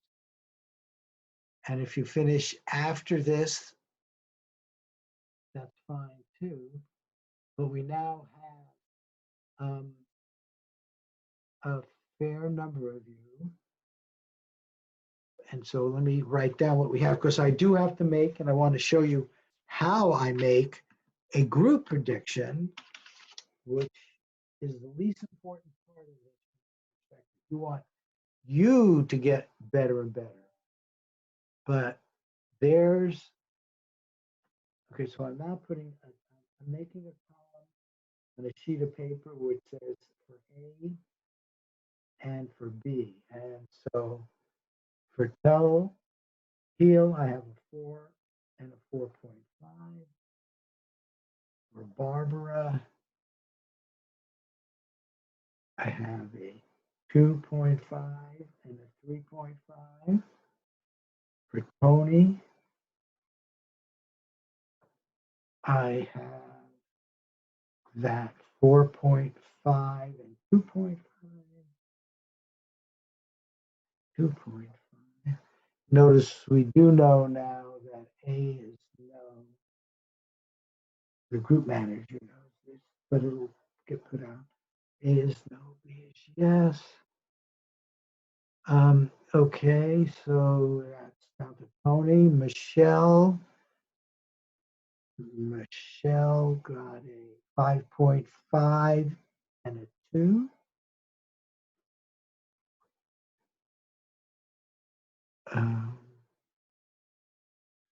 Someone must be doing there first. That's cool.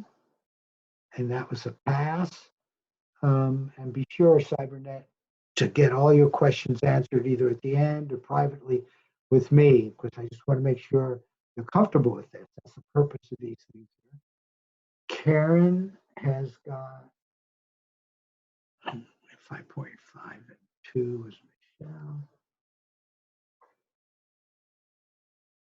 Karen did a 3.5 and a 4. Again, I would probably pass with that.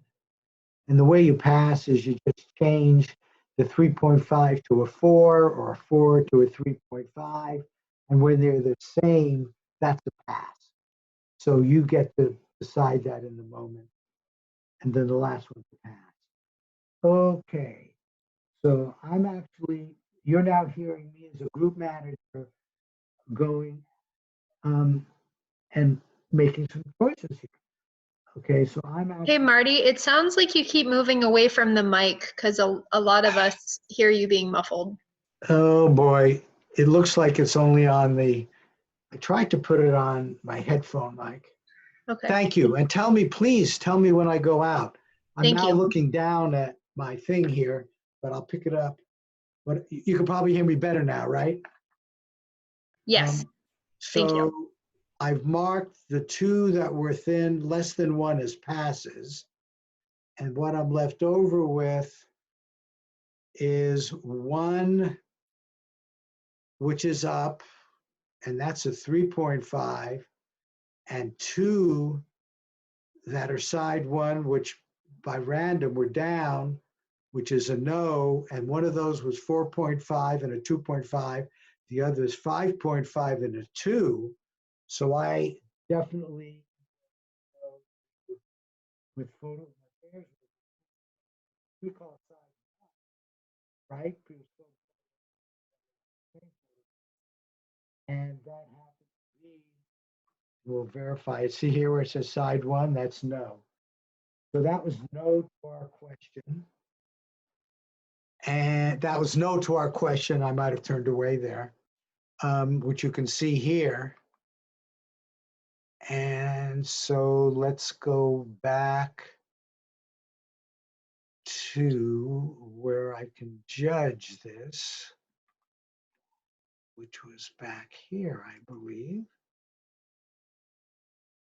Well, let's get rid of that. It's not that, not that. Right. So this again is the group manager's page. So seeing all this and seeing the 2 strong high ones for side 1, I am going to make a prediction for side 1. Okay, I'm doing this as the group manager. Notice it agrees with the no here. It's photo side A for everybody. I'll make sure webinar workshop is highlighted. I will put a little note here. Webinar workshop with 2 strong PSA 1 week. And please, nobody take any of this personally, right? This is one example, and you're getting to see a little bit of the inside on how this works.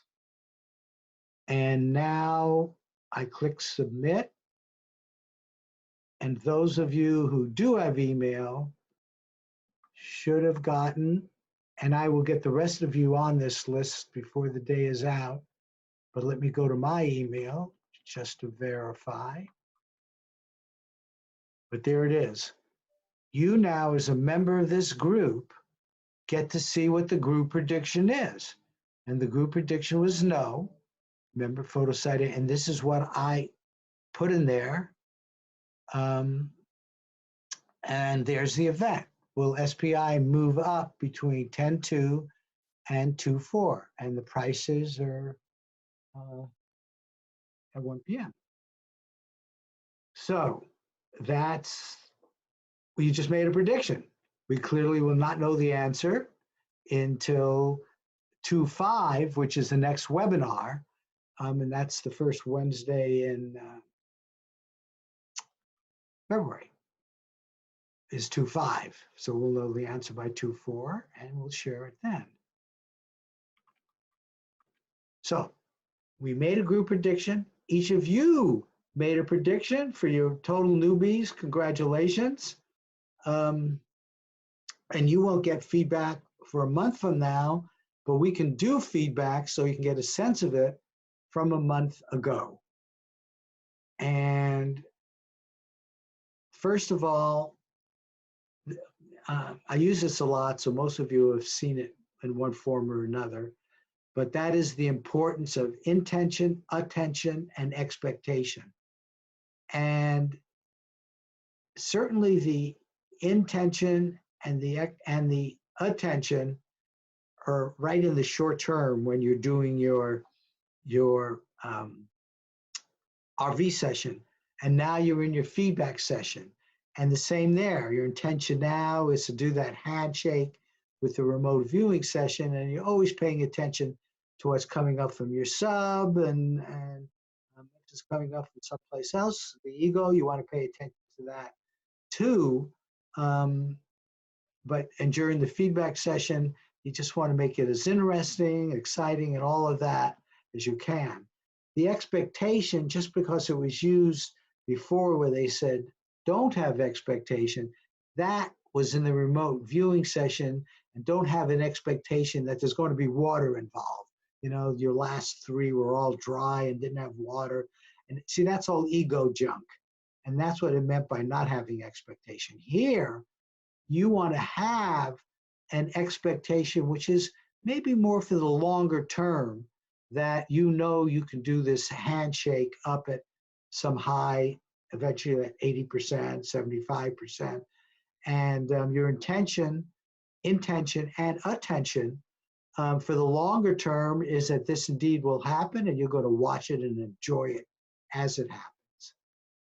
Now, you saw the date for the current one for last month.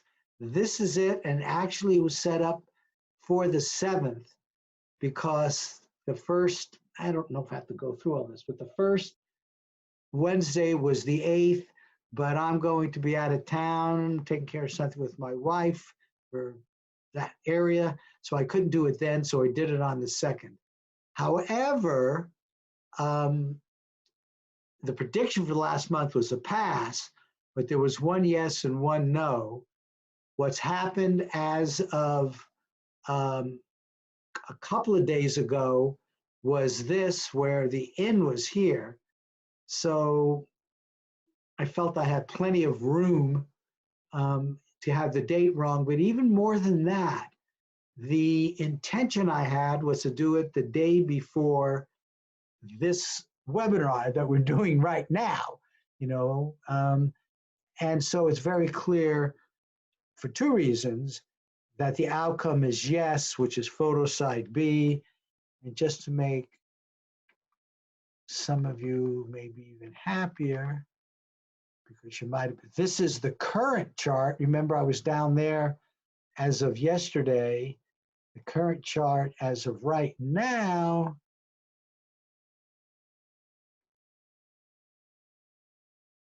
is up even further. So the way you read these charts, here's every day. Here, let's do it from the PowerPoint. And notice it's up even further. So the fact that it's a yes to the question, will it go up, is pretty clear.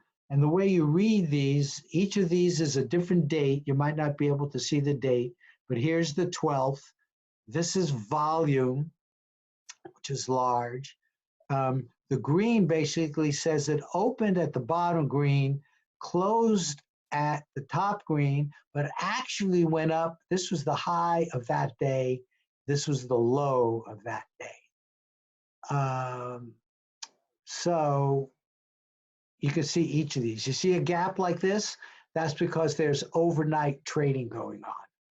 And it doesn't show up in these typical New York Stock Exchange type charts.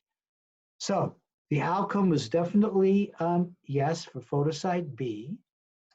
And those of you who were in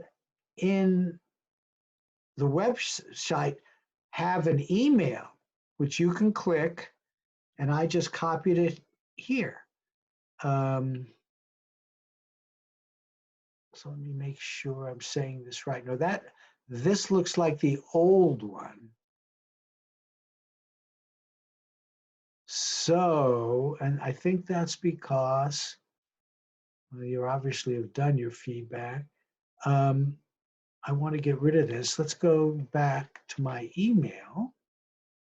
There are a few of you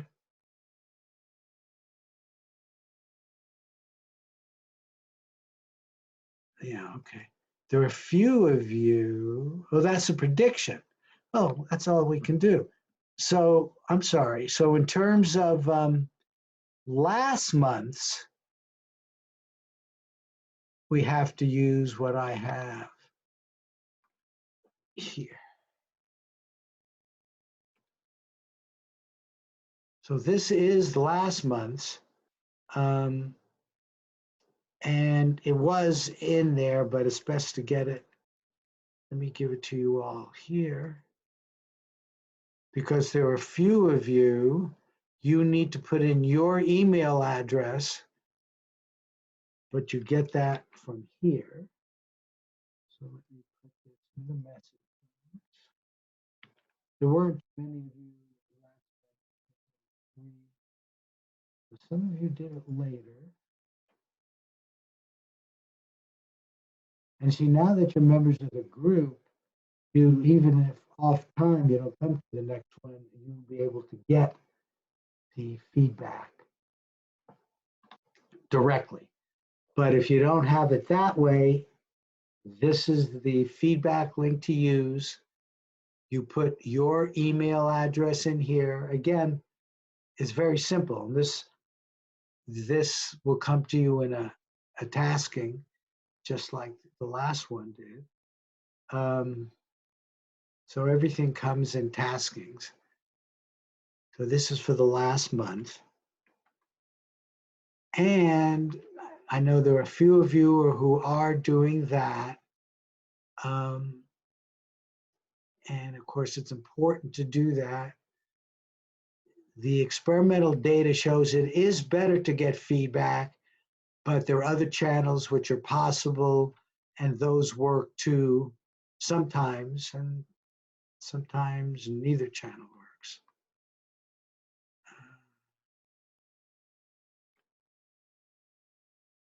So you have the idea here. I gave you the link for the one from the last month. And I want to show you an example for the last month and remind you of the formula, which you'll now do. And remember, you do not count data elements twice if they're marked with both an A and a B. That's the subtlety under here. And certainly you don't count by all the elements. You only count by the marked elements. But still, if they're marked twice, you only count them once. If they're not marked at all, you don't count it at all. Now, this is the example from before because it is from this case. Tony last month did this. And remember, there was one up and one down. He was the up. The down should be doing feedback as well and doing even something like this to see if they might have misjudged. And that happens way too often. And you don't kid yourself like I could have done this. You still use HAG, but you could have misjudged. You could have forgotten something. Seeing the truth point when it's a miss or a pass gives you information. It also allows you on a brand new sheet of paper to do the session you wish you had done. You know, include the good stuff that you did get, add the new stuff. And sure, it's front loaded, but how would you do a session?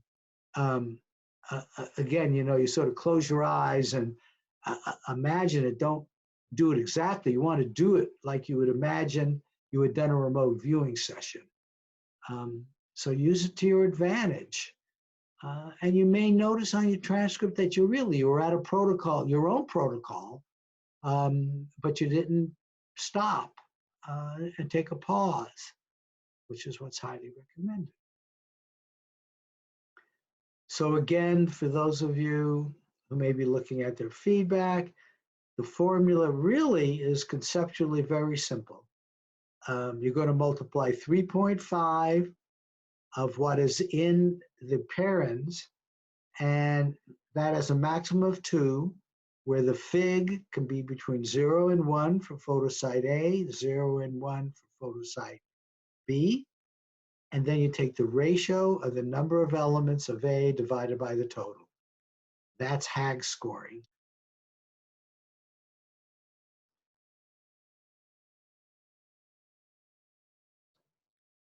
So we're all pretty comfortable.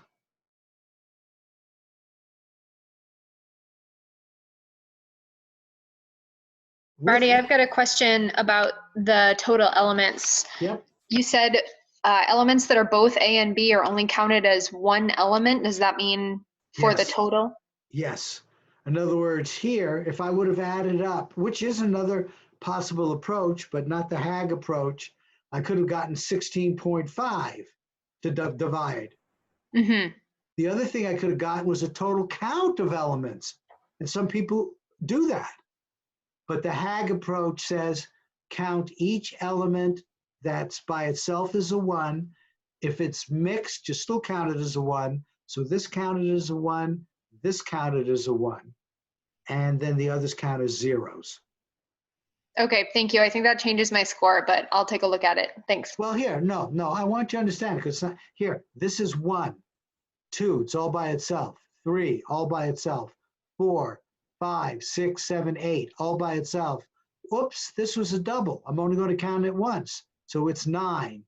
Oops, it's a double. That's 10. I only count it once. 11, 12, 13, 14, 15. Whew, I'm glad it worked out. But you see, that's the idea.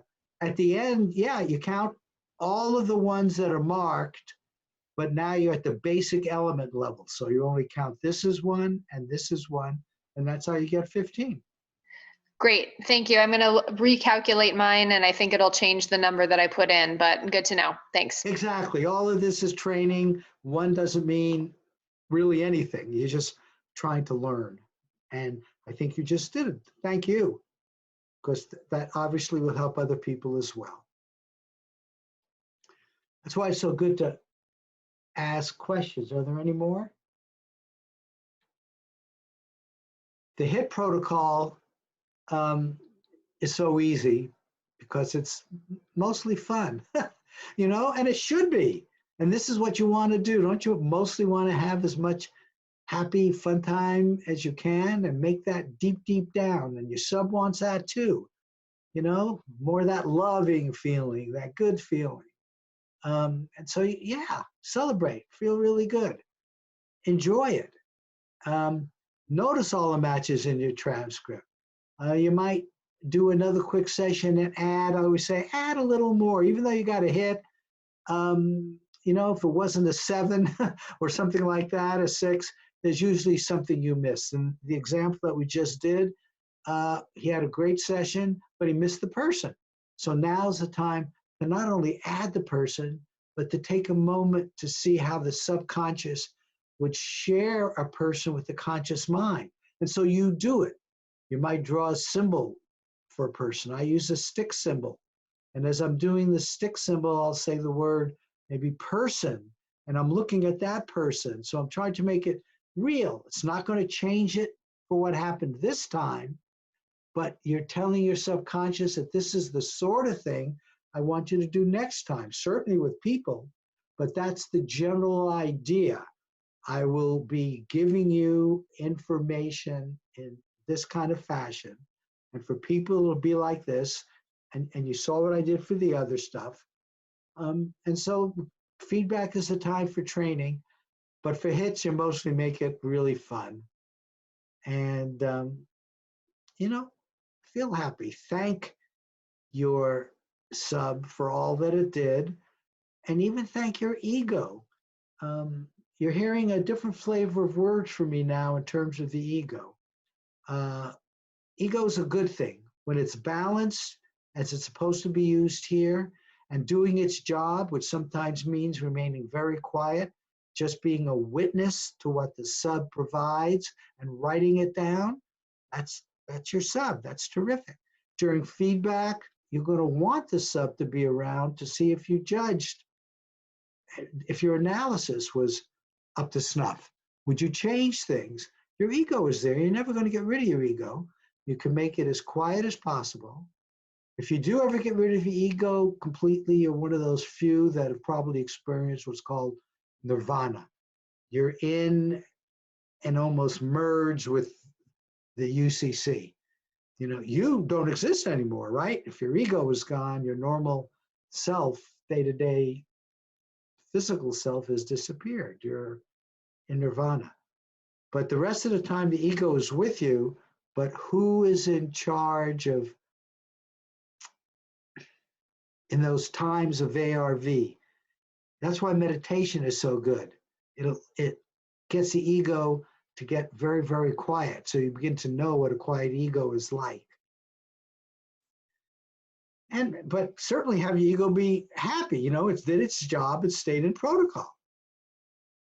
And here is, again, you might try to remember that wonderful feeling of when the information was coming up to your subconscious from your sub, initially from the UCC. Have an M&M.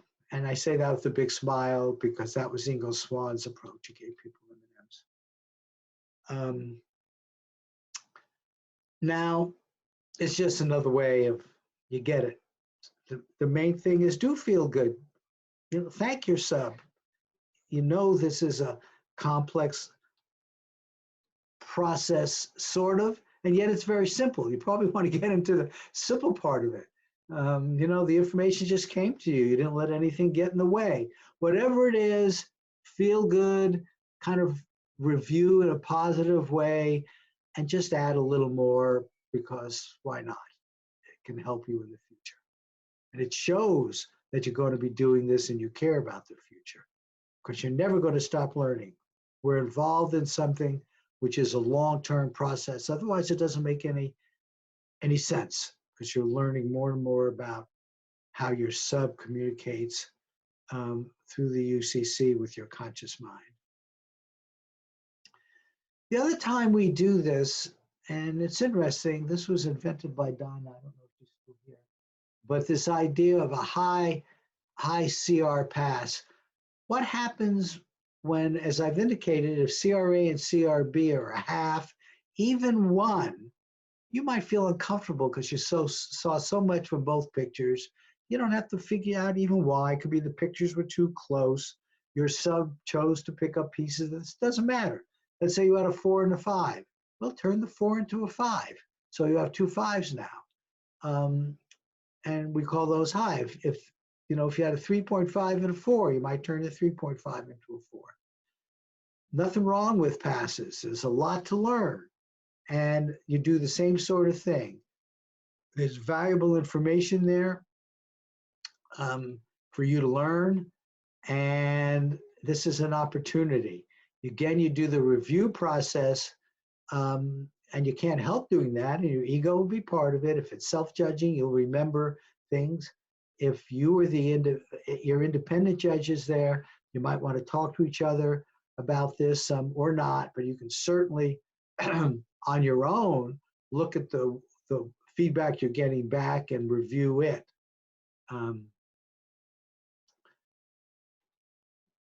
And then add something new, as I've said before. This is available to you on your feedback. After you complete your feedback, there'll be a link there for you to see your chart. And some people don't ever like to look at them, and that's fine. I think they're valuable because it's a quantitative measure. I'm interested in people becoming precog pros, and precog pros at least every 25 times are going to know how they're doing. But even here, the red curve being the cumulative, did I put that here? Yeah. Oh, no, I didn't. Okay. But the red curve is the cumulative from the beginning. That's your hit rate. Number of hits divided by number of hits plus misses. Passes are ignored. Okay? So after 140 sessions, this is at a little below 60. Okay? But a more interesting curve, which is probably closer to what your longer term hit rate is the green. That's a hit rate over 25.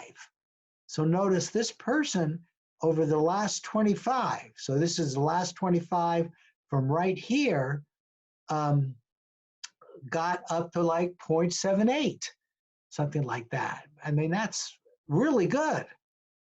But then declined, and now the green curve is at 60%, which is also good. Remember, the game we play is a 50-50 proposition. So a 10% edge over that is good. You know, if he or she would say stable here, that would be good. Not as much as we want. Everything that we're doing here is to get her to become stable up at the 75 to 80, oscillate. See this oscillation? We would like that up here. That's where we want our precog pros to be. Okay, so, but this is the chart that does that. And then I told you about the 25-day, which is sort of where you are longest term, but the 10-day brings in so much about it all being psychological. Look at this person.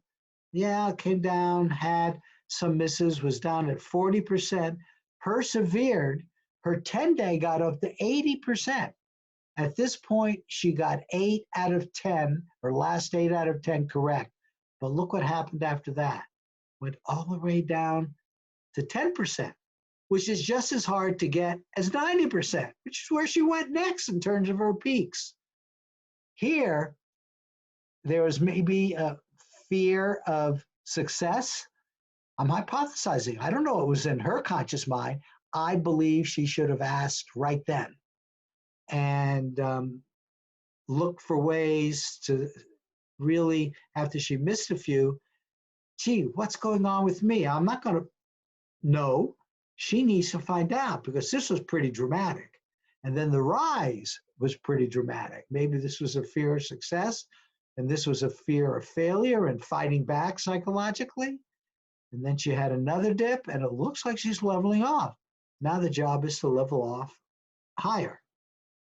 And all that's a challenge, the protocol and all that is there. Okay, I have closing comments. Any questions about this last segment? I think even 2.5 hours might be long, but yeah, and I know people go and they go when they have to, and that's just as it should be. This will be recorded, but let me finish this off now. You've got to get really deeply that while there are other people involved, and yes, you are connected to everything, when it comes down to ARV, it's mostly all about you.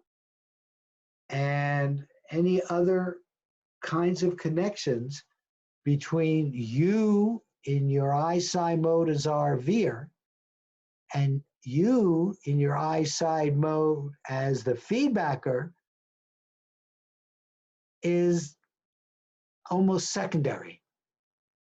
It's the connection between what you do here and what you do here. That entanglement is you, the I saw you. Precognitive, retrocausal, sort of outside of space and time, in the eternal now. The words, we have to use words, and it's the best we can do, but you can, with those words, I believe, get the deep ideas that are involved. And the word deep is this is an inside job, or getting help from a higher self. There's so many different ways of looking at it, but I'd like to say it's an inside job, just subconscious to the deepest part of consciousness at all, which is the matrix, the UCC, that sort of thing. Now, this target information is available to your conscious self from your subconscious. We've talked about ad nausea. And there's where the higher self, spiritual self, matrix, the matrix comes in, or the UCC. Yes, you want to set your ego aside during your remote viewing, except to stay in protocol while creating your transcript. You should add here remote viewing. Set your ego aside during the remote viewing, except for the protocol while you're creating your transcript, and maybe you do a little interview talk as well. Your ego will be there, don't worry about it. Let the target info flow into your consciousness. Trust your spirit and your soul. And then be in this for the longer term. Trust yourself to take appropriate actions to achieve your precog consciousness goals.